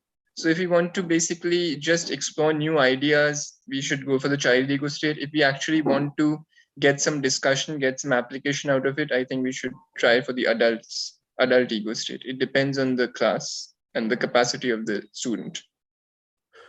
Yes, you have said rightly. So overall, all these stages are having some, again, positive points, some are having, again, there are some negative points also. But if you take into consideration the overall, again, picture, then you will find this adult ego stage is considered to be the best stage, because this is the balanced stage. So if the person is again moving in the, or he or she is in her or his child ego state again, then chances are that he will not be or she will not be able to take the right decision, because she is not in that proper state, he is not in that proper state. Free है, वो ignorant है, उसे पता ही नहीं है कि आगे क्या करेगा, जैसा उसका इंपल्स होते हैं, दिमाग में उठते हैं, फटाफट वो उसके अकॉर्डिंग बिहेव करने लगता है. इसी तरह से पेरेंट जो टीचर्स होते हैं, जो पर्सनैलिटी के लोग होते हैं, उनको भी आप ज्यादा मॉडिफाई नहीं कर सकते, क्योंकि उन्होंने एक बार जो अपने बारे में ओपिनियन बना लिया, या एक किसी चीज के बारे में यदि ओपिनियन डेवलप कर लिया, so they never again try to change that, they always resist. तो ऐसे लोगों को आप मोल्ड नहीं कर सकते, ऐसे लोगों को आप सिखा नहीं सकते. लेकिन जो ये थर्ड स्टेज है, जिसको हम एडल्ट स्टेज कहते हैं, क्योंकि इसमें यदि आप बच्चे को लेके आ सकें, तो इस स्टेज का जो बच्चा होगा वो हमेशा ओपन होगा, कंसिडरेबल होगा, तो वो हमेशा ज्यादा अच्छे ढंग से चीजों को ग्रैप्स करेगा, और उसकी जो लर्निंग होगी दैट वुड बी बेटर. तो ये सारी की सारी स्ट्रेटजी यदि आप अपने दिमाग में रखेंगे जब आप कोई डिजाइन करेंगे, तो मेरे हिसाब से हम लोग एक अच्छा डिसीजन ले पाएंगे, एक अच्छा कोई भी लेक्चर तैयार कर पाएंगे, चाहे वो प्रैक्टिकल की कोई एक्सरसाइज हो या कोई हमारा दूसरा कोई नॉर्मल थियोरेटिकल कॉन्सेप्ट हो. यदि हम उसके से रिलेटेड कोई लेक्चर तैयार करना चाहते हैं, तो we will be in best position. Now, coming to our next aspect, that is the practice session. So before starting that, again, if you take into consideration these three states, and if you are applying these three states in a class of the students, so you will find there are three basic approaches.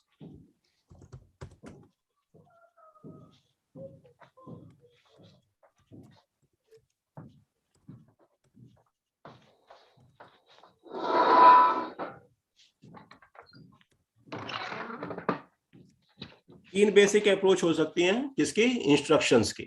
Ultimately what we do in a class, particularly if we are handling a practical class, practical session को हम handle कर रहे हैं, so always we give some instructions, and instructions are nothing but a set of the statements which are given to the class of the students so that the students can perform some exercise. तो basic approach क्या होंगी तीन. पहली approach होगी जिसको हम कहते हैं non intrusive.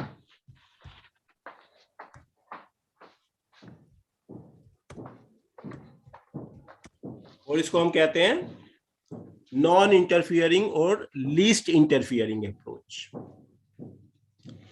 Then there is a second again kind of approach is also there that we call participative.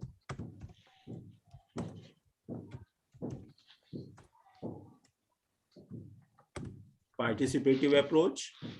And then we are having a third kind of approach is there, and that we call directive approach.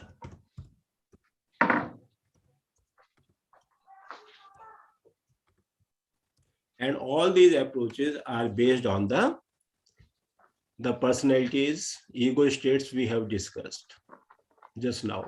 That is child, adult, and parent. So what is this least interfering or the non-intrusive approach? This is based on the child ego state. तो ऐसी यदि आप approach रखेंगे तो इस approach में क्या करता है टीचर, जो स्ट्रेटजी डेवलप करता है, जो मेथोडोलॉजी अडॉप्ट करता है, उसमें बच्चों को खुला छोड़ देता है.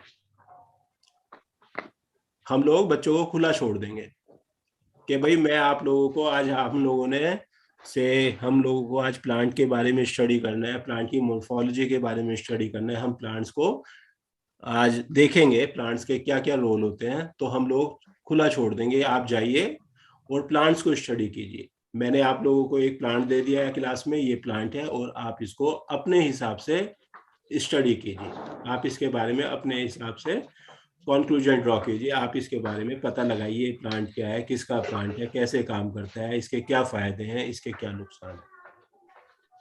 So when you are adopting such type of approach, we call it least interfering or non-intrusive approach.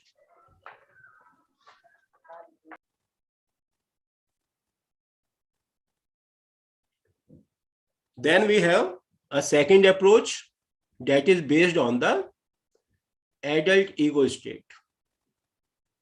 Now this particular type of approach is the approach where you take into consideration the entire class and you are not giving the class free hand, but what you are doing, you are changing, you are controlling, you are supervising the class properly. But you are not supervising the class entirely. You are closely supervising and then you are playing the role of a facilitator. Say we are letting students participate under careful supervision, under organized. So we call it facilitative approach. Means a teacher is playing the role of facilitator. And the third approach is that we call directive approach. And this approach is the one that is based on the parent ego state, in which a teacher is adopting a methodology where he designs the entire exercise. He develops the up-to-date steps, what you have to do after this, you will be doing this exercise in this way, then you will add this one, and then you will be getting this thing, and why would you get this thing, and what would be the outcome, how will you write this. So we call this type of approach as directive approach, and this is nothing but the authoritative approach. इसमें आप dominant हो जाते, teachers become a dominant factor. He decides everything. कि आपको student को कहाँ पर बैठना है, क्या करना है, कैसे करना है, कब रोल कौन सा करना है, कौन सी चीज ऐड करनी है, and there is no any flexibility to the student. So these are the three basic approaches which are used while designing an activity, practical activity basically. तो यदि अब हम again reverting back to our class, that is a journal class having this type of normal distribution where you are having a group of the above average, average and the below average. तो इन तीनों की तीनों approaches में कौन कौन सी approaches कहां पर apply हो सकती हैं? Can anybody tell?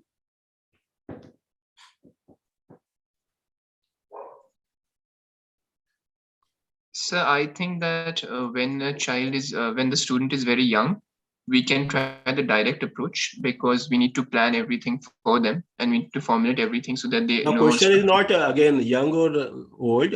We are talking about the class, single class. आप अपनी क्लास है उसमें 50 बच्चे हैं, तो आपको 3 अप्रोचेज हैं, किस तरह से आप उसको अगेन यूज करेंगे?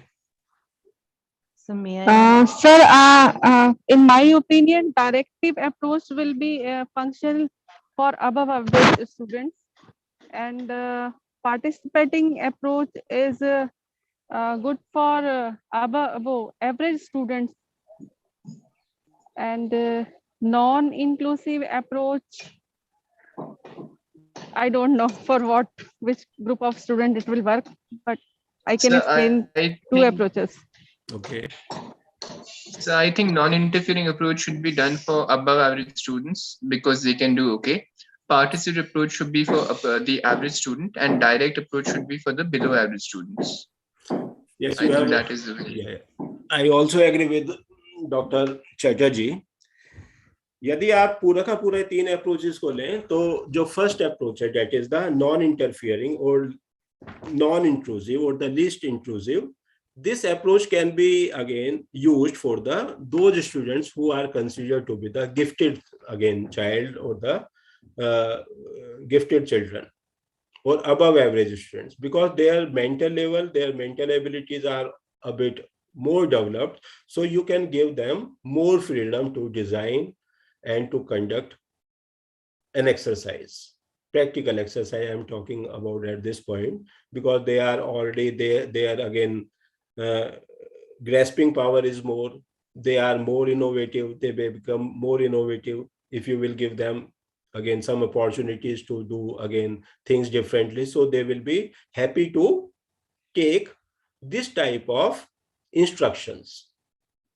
On the other hand, if you take into consideration the group of the students whom we consider as below average, because their understanding is a bit again at lower side, so what you will do in this approach, again you will be able to have the directive approach, authoritative approach, if you want to handle them, because they need some support. So in order to have an effective again teaching learning, so you have to design a methodology so that it can cater the needs of this particular group. तो यहाँ पर आप लोगों को जो design करना पड़ेगा वो इस तरह से करना पड़ेगा कि वहां पर आप पूरा का पूरा जो है बच्चों को बताएं कि आपको ये वाला एक्सपेरिमेंट जो है इस तरह से करना पड़ेगा। और यही अप्रोच जो है it can also applies to the other groups also, average group को भी मिल जाएगी और साथ के साथ जो अबव एवरेज ग्रुप के स्टूडेंट्स हैं उन पर भी ये अप्लाई हो सकती है, but they will feel a bit suffocated, लेकिन वो काम करेगा। And this is the reason, that's why you will find, if you go through the literature, if you again search internet, then you will find the most commonly used approach, which is again nowadays used, is this directive approach. Third approach we call it, parent. And the reason for that is simply because first of all it is the most primitive. And the another important thing about this approach is that because this is primitive and this is again giving a kind of the hold to the teacher, So always teachers try to adopt this particular strategy. One reason तो यही है कि क्योंकि हम लोगों की सभी की जो ट्रेनिंग हुई है वो सभी की इसी तरह से हुई है कि हम लोगों को भी इसी तरह से बताया था कि आप लोग जो है किसी एक्सपेरिमेंट को करेंगे तो इस तरह से करेंगे। तो हमारी क्योंकि ट्रेनिंग इस तरह से है तो हम लोगों का जो ट्रेनिंग के कारण हम लोग we find this particular approach more suitable, हम इजीली उसमें काम कर पाते हैं। And another advantage of this directive approach is because once you have devised a methodology, so because you are arranging everything easily, so depending upon the what type of again facilities, what type of infrastructure you are having, so you can design your exercise accordingly. So it is easy to manage class also, and it is easy to manage the overall environment of the class also. So because of this reason, you will find again, this approach is nowadays being followed throughout the world, particularly in Indian scenario. But this particular approach is having certain disadvantages also. So can anybody tell what would be the disadvantages of this parental or this directive approach, which we call authoritative approach also? So the students might feel suffocated. They will not have freedom. So creativity is subsided as well to a degree. I think these are two drawbacks. Yes, you have said rightly. They feel a little scared and they feel afraid to express their answers, their curiosities. Yes, ma'am, right. Any other thing? So do we need again, is there any requirement of changing this methodology?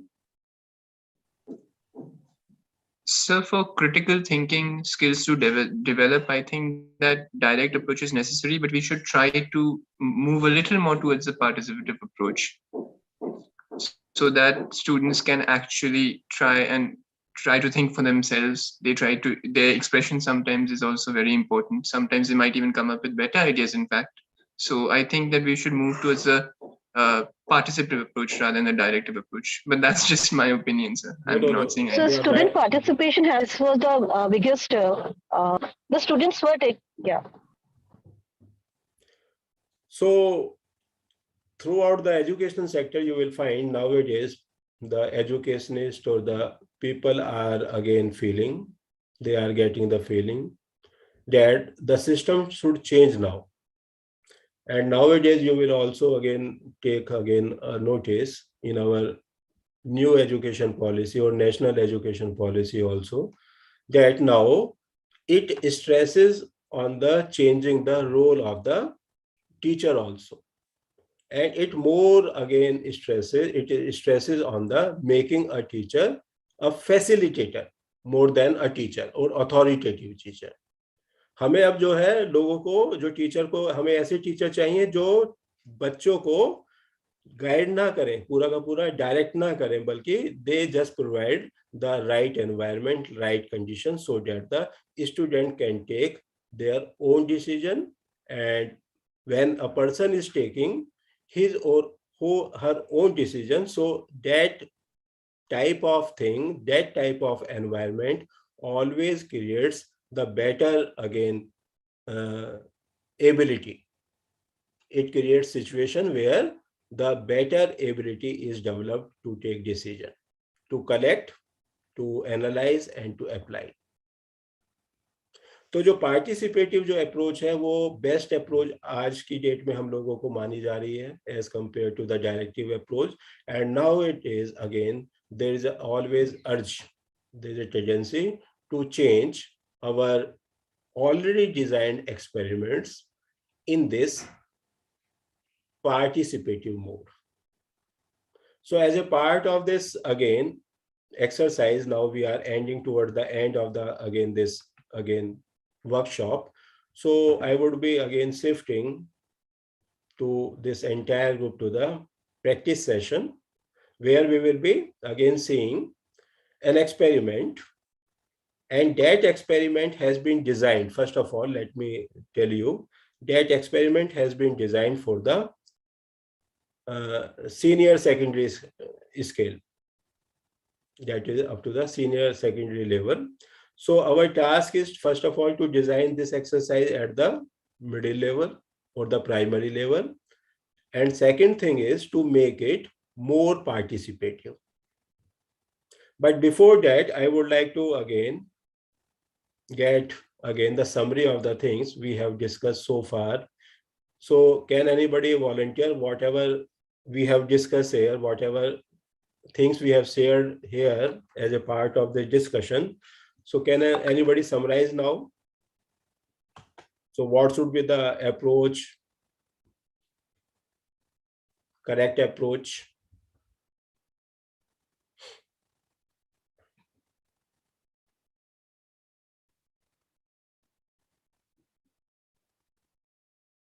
So first we looked at the kind of students there, which is in a bell-shaped graph, that most of them are average, some of them are below average, and some of them are above average.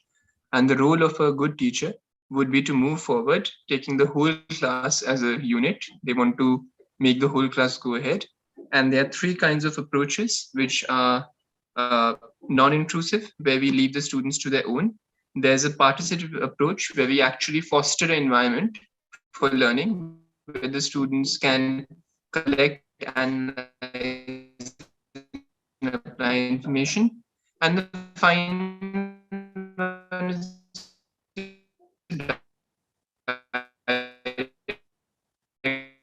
Your voice is breaking, Dr. Chatterjee. approach, where we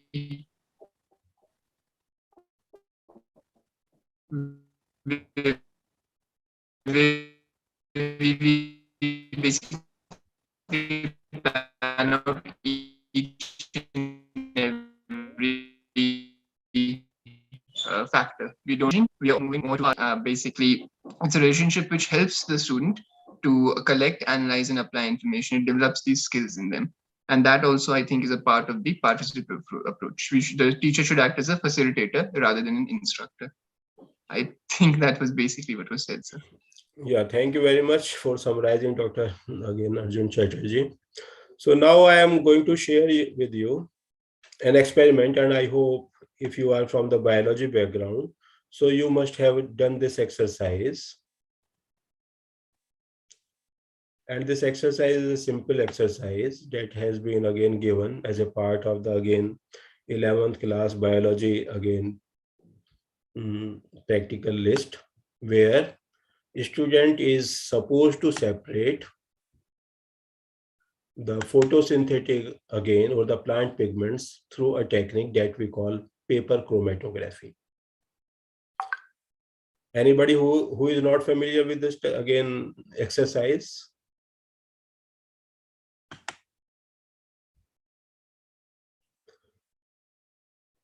All of you are familiar with this exercise? Yes, sir.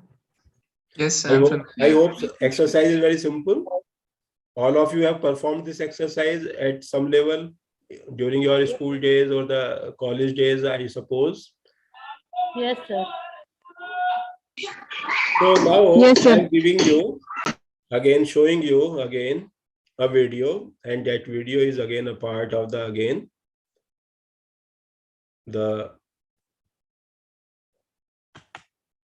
this is NCERT approved website where that is Amrita. So someone, or you must have been told to see some of the exercises or the practical exercise on this website. So this is the exercise.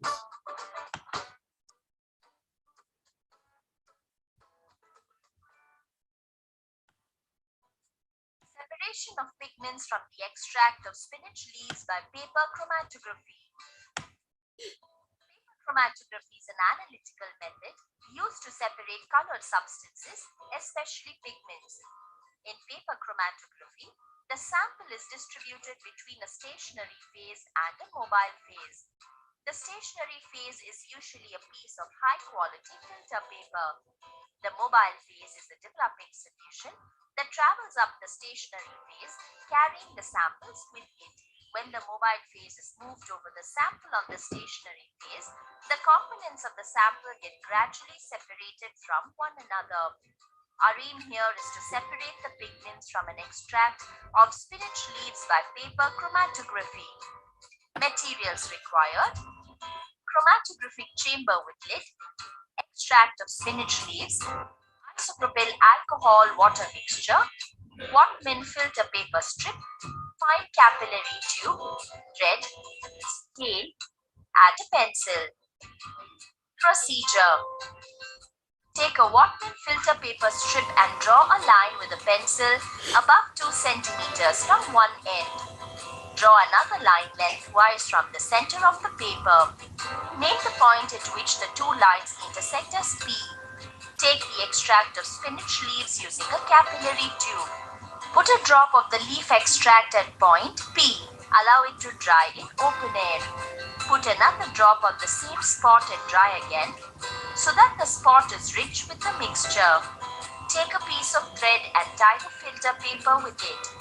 Suspend the filter paper vertically in the chromatographic chamber containing solvent, which is a mixture of isopropyl alcohol and distilled water.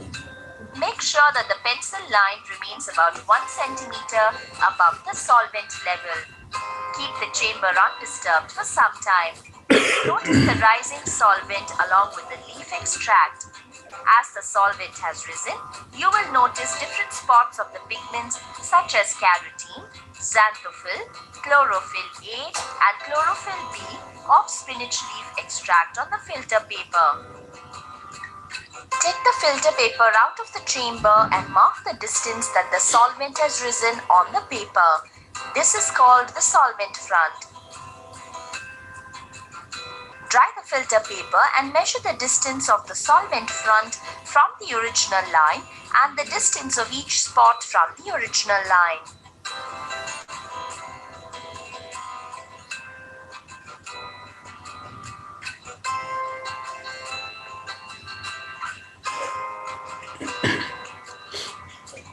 The RF values of the pigments can be calculated using the formula RF is equal to distance traveled by the component from the original line divided by distance traveled by the solvent from the original line. Precautions: always make use of a fine capillary tube. Keep the chamber undisturbed and covered during the experiment. The spot should be rich with the sample.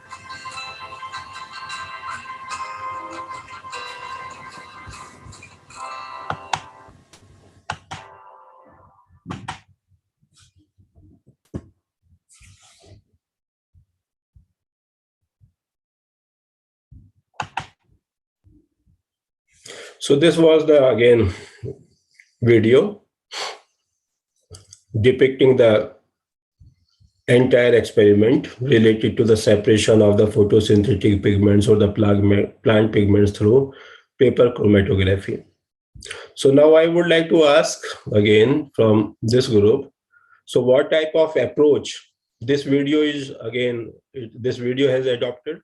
Is it again non-intrusive, participative or directive?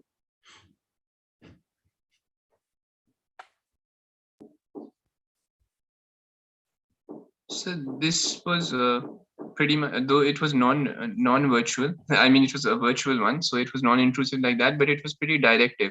There were clear-cut instructions of exactly what to do. No modifications, very simple to understand. So it was very direct, but it was also non-intrusive because it is virtual. So it's not really that it's not suffocating the students or stopping them from doing anything. So basically it is directive?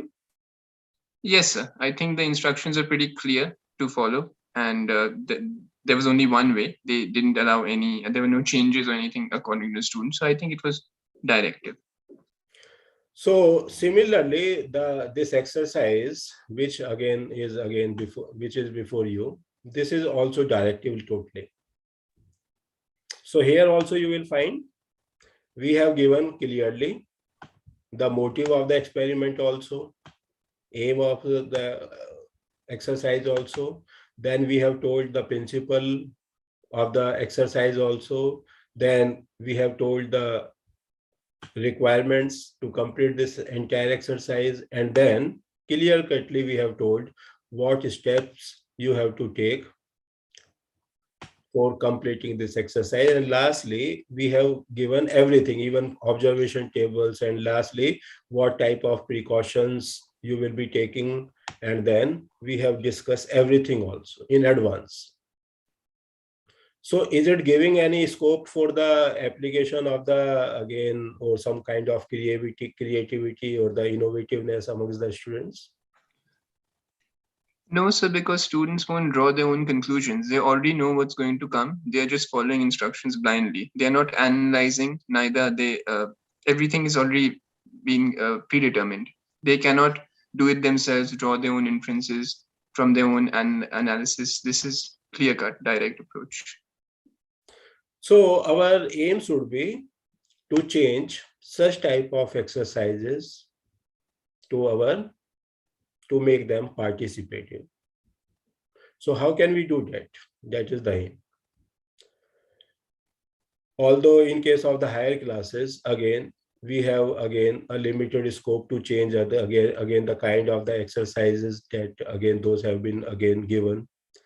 But at your level, because this is the foundation again stage of the education, so you have that scope, because in your again exercise books or in your notebooks, again the exercises are there, but those are not well defined. You have that again authority, you have that again chance to change those exercises so that the students can be involved easily. They may again be made the part of this participative exercise. So if you are given the task of changing or task of conducting this exercise in your class, and you are being requested to change, first of all, this exercise at the level of the students of your class, and moreover, in participative way, how will you proceed?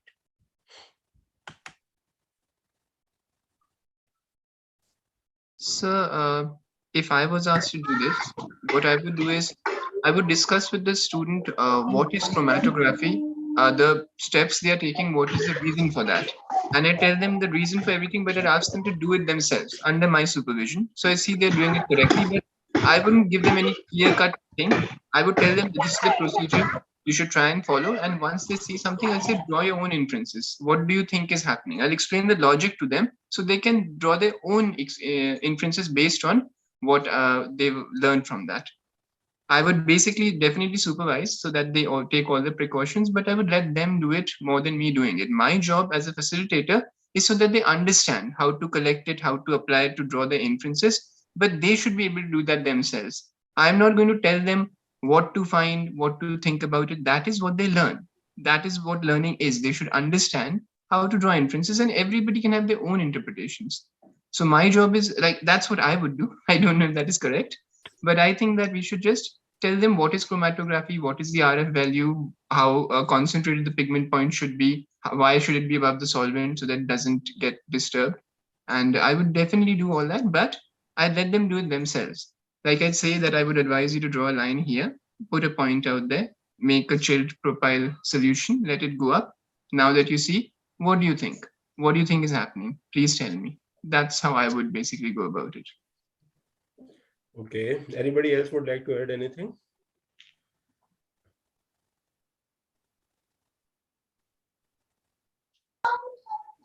I agree with Arjun, sir. This is the correct way. This is the correct approach, participating approach. We tell the objective of the chromatography and the procedure and the precautions, and we can supervise during the procedure, but they take their observation by their own. Then we can discuss in the class their observation afterwards. Thank you, sir. Okay, so first of all, taking into consideration this exercise, that is a practical exercise, first of all, you have to take into consideration to make it relevant to your class. So is it relevant to your class? The aim which has been described here, the separation of the plant pigments through paper chromatography? Yes, sir. Class 11 is a chapter called photosynthesis. In No, that, they at talk this about moment, we are not talking about the class 11, but we are talking about the, say, 8th class. So I used to teach So I believe this is a class. practical from class 11, sir. I'm sorry to contradict you, sir. That I think this is a practical from class 11. Yeah, Sir, this is of practical class 11. That's why I'm asking if I am giving you the task to change this practical for your own students, say 8th class, 7th class, or 9th class. So how will you change it? Sir, there I would concentrate more on chlorophyll than the other pigments. So for class 5, I used to do, because class 5 students, we are explaining this movement of colors. We are using the capillary reaction हम उन्हें समझाते हैं by doing this. Chromatography is the basically आगे in higher classes if they will know about the chromatography, तो उसे थोड़ा sensitize करने के लिए we are using the colors. हम colors use करते हैं, same paper strip, tissue paper हमने लिया, then we used to dip into the colors. So they know the movement of liquid की liquid move करता है. So in this way, अगर foundational state से छोटे-छोटे activities के through we will sensitize. So when they goes to the 11th class, so they can relate कि हमने 5th class में कुछ ऐसा movement देखा था, same thing से happening here on this chromatography paper. So according to the level of students, we can sensitize. That's we are doing. So basically, यदि आप मिडिल क्लास का यदि सिलेबस देखेंगे तो वहां पर फोटोसिंथेसिस के बारे में पता है बच्चों को, और बच्चों को आप लोग ने ये भी सिखा दिया है, बता दिया होता है कि the photosynthesis because of the green pigment, and that green pigment is located in the leaf. So as a part of the photosynthesis, plants, they prepare their food in the presence of light and water and air or carbon dioxide. And this entire activity, this entire exercise takes place in the leaf part. And so whatever green part is there, that part is responsible for the process of the photosynthesis, and photosynthesis is nothing but the process of food making in case of the plants. यही बताया जाता है जहां तक मुझे मालूम है, या इससे ज्यादा भी बताया जाता है? Yes, sir, that's what we tell them. They know about chlorophyll, they know about photosynthesis, they know about the capillary reaction, but that's it. They don't know more than that. Now, in order to increase the inquisitiveness or the curiosity of the experiment, now you have to again design this exercise. So what you can do, now you can include the school, again the class, entire class, and you can divide that class into some groups if the class size is large, and if the size of the class is appropriate, say 15 class or again teacher, that is again totally hypothetical condition, because I know the actual scenario of the Indian education system. So here in most of the classes you will find always again 40 students in a class. That is the normal again class size. But if the class size is again small enough, then you can handle the students individually. But if that is not the case, then what you can do, you can again divide your class into some small groups. And when you are dividing the entire class into the small groups, so you will be again inculcating number of things in the again that through that group. First of all, you will be again inculcating the art of the doing work in a team. Moreover, when you will again align some of the students who are again below average, so you can again align those students with the group students of the which are gifted again child. I mean, they are gifted children. Or you can again accordingly you can divide your entire class as per your requirement. So one thing is the understanding would be better in case of the group learning, and moreover this will also decrease your work also, because you get again very limited again time, and in that limited time you need to again complete the entire exercise. So in order to again avoid, in order to save some time, so you can divide, you can develop this entire exercise in the form of some groups. So you can divide entire class into 5 or the 6 groups, and then you can proceed with the exercise. So as a part of this, what you can do, first of all, instead of giving such type of again aims, which are totally Greek and Roman to the students, you give the title such that is appealing to the student. So what we can do, because students are already familiar with the concept of the photosynthesis, so you can tell them, you can introduce them with the problem. And problem you can introduce in such a way that, dear students, you are already aware that the photosynthesis takes place in the leaf part of the plant. And now you also know that this is the activity that takes place with the help of some pigments. And those pigments are green in color. Now, as a part of this photosynthesis, now you can sift, you can give some, you can again throw a question in the class that, have you ever noticed some leaves of the different plants? So what type of color you will notice? So all leaves are having only green color, they are having some other color also. So you can develop, you can generate curiosity amongst the students in this way. कि आप पहले ये पूछिए बच्चों से कि भाई आपके पास जो लीफ होती है वो ग्रीन कलर की होती है क्या सारे के सारे? तो बच्चों के पास अपने आप बच्चों का जो उन्होंने ऑब्जर्व किया है, साथ के साथ उनका जो अपना एक्सपीरियंस है, they would be share with you. So as a result of this, you will be able to connect with the class clearly. तो एक बार जब बच्चों से आपने क्वेश्चन आपने बच्चों के फ्लोर पे छोड़ दिया कि आपको लीफ के बारे में डिस्कस करना है, और लीफ में हम जानते हैं कि फोटोसिंथेसिस होती है, और फोटोसिंथेसिस कुछ पिगमेंट्स के कारण होती है, तो हमारा जो टास्क है आज, वो हम क्लोरोफिल को, उस फोटोसिंथेटिक पिगमेंट्स को आइसोलेट करेंगे। आप यहाँ पर आकर बच्चों को छोड़ दीजिए और फिर आप उनसे पूछिए कि हम इस चीज को कैसे आइसोलेट कर सकते हैं। Let them give their opinion. तो उनको 5 मिनट 10 मिनट का आप टाइम दीजिए, and you give them full freedom to discuss, to again explore things.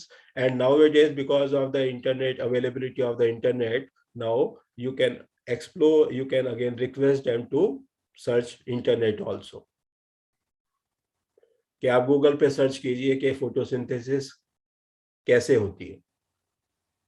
And in this way, what you can do as a facilitator, you will be directing only them. You are not again supervising, you are not giving clear cut directions, but you are giving very broad, vague directions कि आपको केवल leaf के बारे में study करना है, photosynthesis के बारे में स्टडी करना है, और आपको इसका एक टास्क बना के लेके आना है, और पूरे के पूरे ग्रुप को आप एक एक्टिविटीज दे दीजिए कि 5 मिनट के बाद जो है आपको मुझे इसका सॉल्यूशन बताना है। Now you have given the responsibility also. Onus of proving their credibility now is on that particular group. तो जो ग्रुप के बच्चे हैं वो सारे के सारे जो बच्चे हैं, यदि उसमें कोई ऐसा बच्चा है जो गिफ्टेड चाइल्ड नहीं है या कोई एवरेज है, तो जो गिफ्टेड है या जो दूसरे बच्चे हैं, दूसरा बच्चा जो परफॉर्म नहीं कर रहा है उसको पुश करेंगे कि आप भी कुछ काम कीजिए। यदि वो काम नहीं कर रहे होंगे, they will complain to you कि sir this particular boy, this particular girl is not working properly. So in this way, you can have good report about the students also, and you can also solve their problem. आप पूछ सकते हैं उस बच्चे से, बच्चा क्या problem है आपकी, जो आप इस चीज को नहीं कर पा रहे हैं, क्या प्रॉब्लम, तो वो बताएगा आपको, and you can solve that also. You can assist her or him also in this way. तो इस तरह से आप जो है पहले बच्चों के बीच में एक क्वेश्चन को थ्रो करना चाहिए। This is my opinion, of course this is just suggestion. So in this way you can develop a number of methodologies. Now here separation is there. Now as ma'am said that students are already familiar with the process of the capillary reaction. So instead of introducing a new term totally, that paper chromatography or chromatography technique, you just start with the thing which is already known to student, that is the process of capillary reaction. और उससे भी simple करना है तो आप क्या कीजिए, बच्चों को एडजॉर्प्शन का प्रोसीजर जो प्रिंसिपल जो बच्चे ने देखा है उससे शुरू कीजिए. अब यदि आपको पेपर क्रोमेटोग्राफी के बारे में या क्रोमेटोग्राफी टेक्निक के बारे में बच्चों को क्लास में अपने क्लास में इंट्रोड्यूस करना है तो आप कौन सा इजीएस्ट वे अवेलेबल है आपके? Can anybody tell? जिसमें आप फटाफट कर सकते हैं.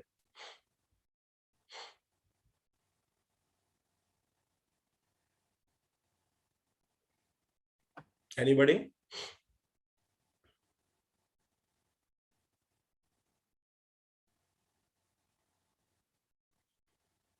Okay, let me give you a clue. Which is the most, again, commonly available tool to a teacher?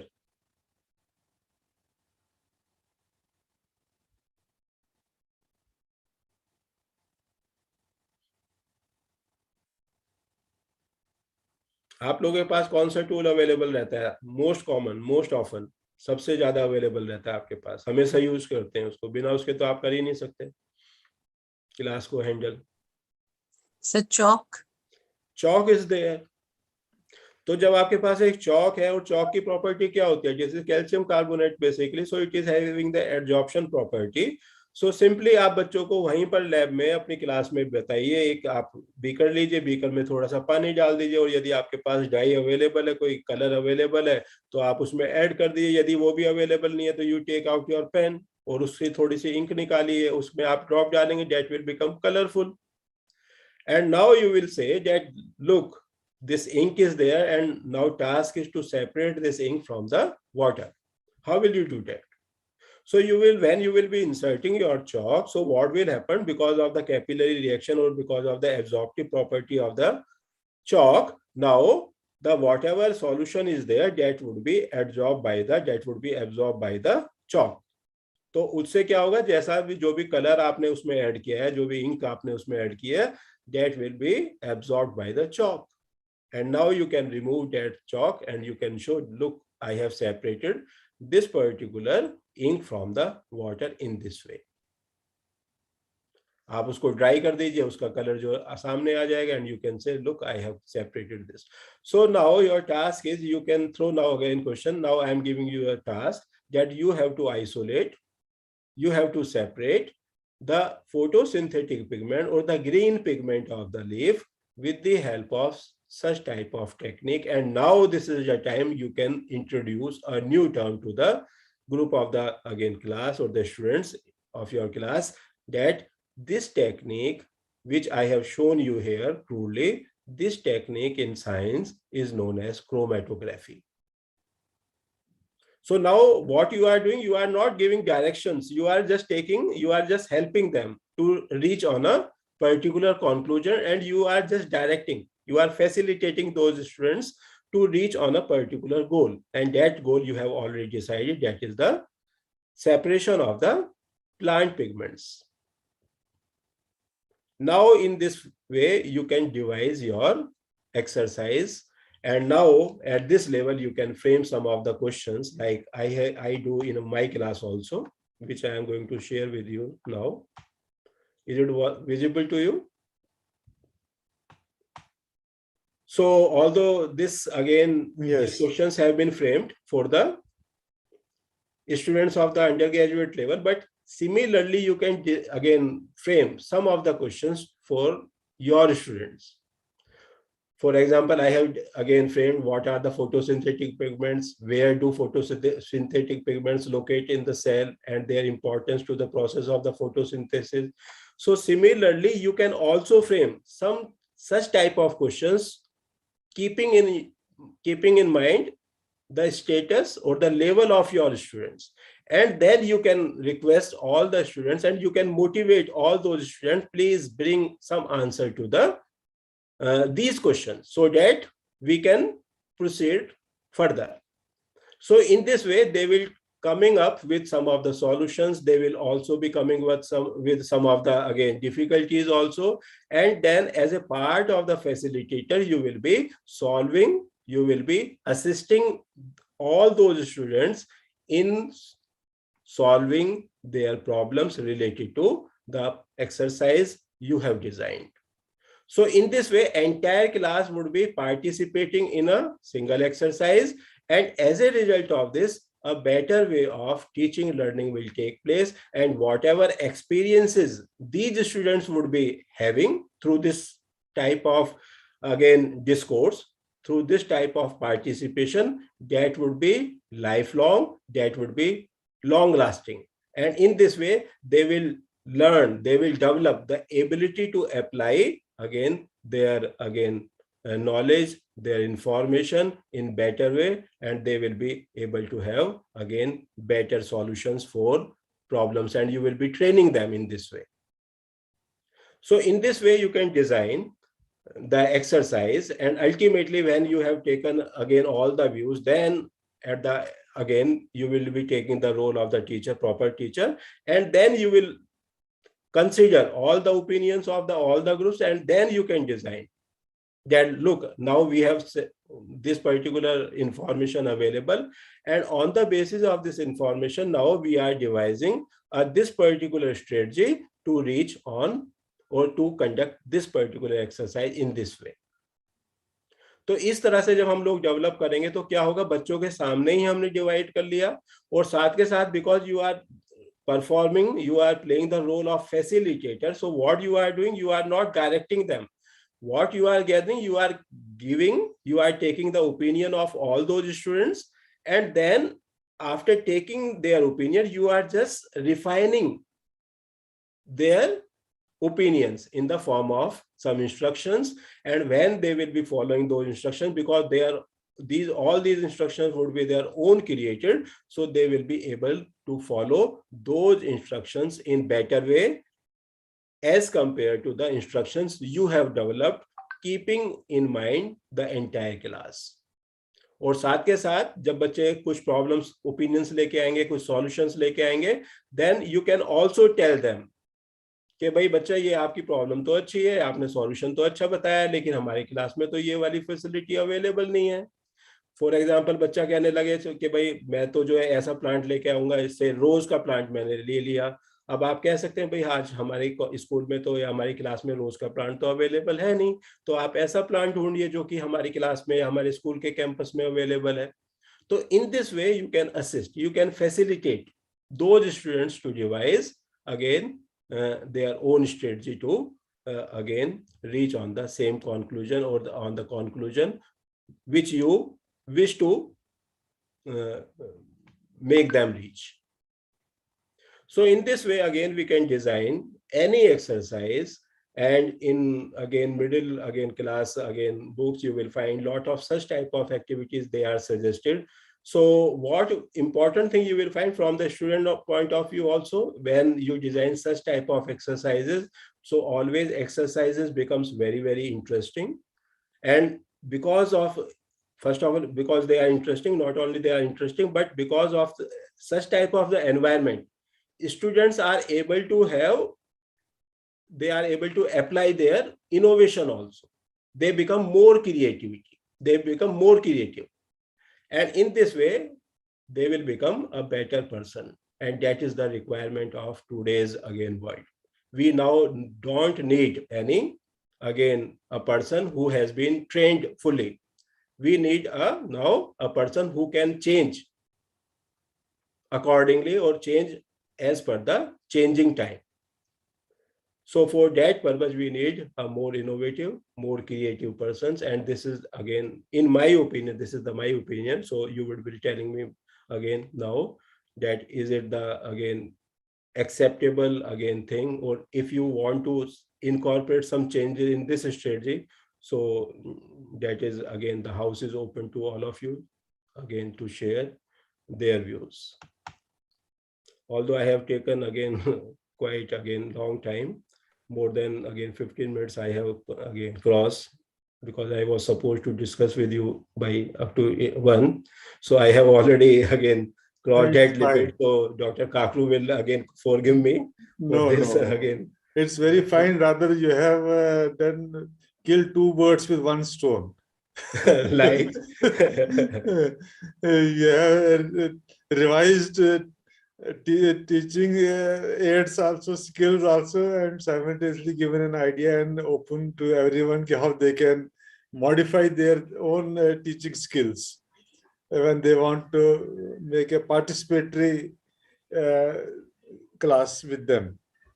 So जिसका भी कोई क्वेश्चन या anything to add to it जो डॉक्टर ईश्वर सिंह ने बताया तो that will be most welcome because ultimately everybody here is to learn, to improve upon their mind and improve upon their skills.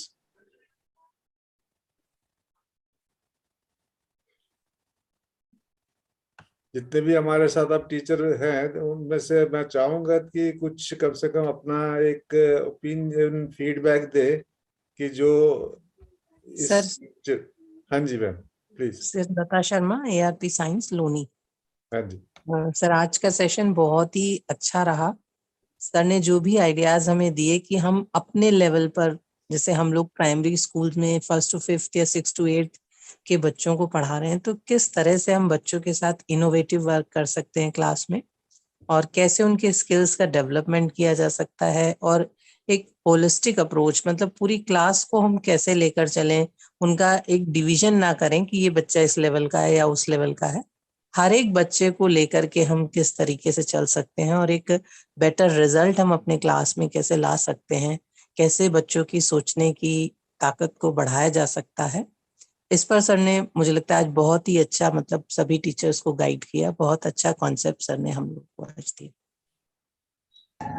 Yes, I agree with you, ma'am. बताइए Kiran ji. Sir I agree with ma'am, क्योंकि इन्होंने जो कुछ बोला है sir ने उससे भी कहीं आगे बढ़कर हम लोगों को बताया है कि किस तरह से हम शॉर्ट उसमें भी हम अपना अधिक से अधिक बच्चों को इस चीज के लिए प्रिपेयर कर सकते हैं कि भले ही हमारे पास शॉर्ट आइटम्स हों, लेकिन ऐसा नहीं है कि हम बच्चे को उस माहौल में नहीं पढ़ा सकते।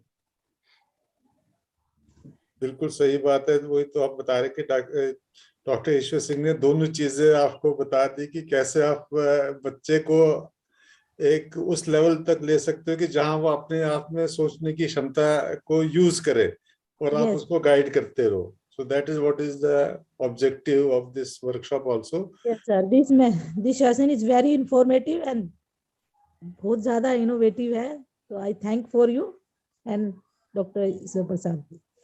तो हम चाहेंगे जब भी आप क्लास ले, फिजिकल क्लास ले, तो इसको कितना आप उपयोग कर पाते हो, और जो डिफिकल्टी लेवल आती है तो हम तो खैर है ही है यहाँ पे, तो उसको भी हम कोशिश करेंगे कि उसको कैसे फर्दर इम्प्रूव करें। बिकॉज अल्टीमेटली बच्चे को लेके हम देख रहे हैं कि उसको हम कैसे एक पार्टिसिपेटरी सोच दे कि वो किसी भी चीज से अपने आप को हिचकिचाए नहीं कि मेरे क्लास में ये नहीं है, मेरे घर पे ये नहीं चीज नहीं है, तो मैं कैसे पढ़ूं आगे। Yes sir, I definitely apply in my class and thank for you sir. और किसी का कुछ क्वेश्चन हो तो, अदरवाइज हम सबको धन्यवाद देते हैं। आज छुट्टी होते हुए भी आप लोग हमारे साथ जुड़े रहे, बहुत अच्छी बात है। तो खाली एक चीज है कि जो सिलेबस का इंडेक्स हमें हमारे व्हाट्सएप ग्रुप पे भेज दीजिए, ताकि कल हम जो सेशन है उसको और भी उपयोगी बनाए। जो कमी कोई चीज रह गई होगी तो उसको भी हम वहां पे कवर करने के करें। तो धन्यवाद doctor Ishwar Singh, you have been really a very good motivator for every participant here today. So you have given a thought for everyone to think how they can move forward, irrespective of what, in which profession they are, including me also. Thank you very much, Dr. Kakru, and thanks to entire class for again their patience. Thank you so much, sir. So tomorrow also I would be sharing some of again things like this also, same. Yes. So, और हम ये थोड़ा सा इनका जो index है, मतलब class का जो इनके सिलेबस है, उसका भी मैं आप लोगों के साथ शेयर कर लूंगा डॉक्टर साहब। तो अकॉर्डिंगली यू कैन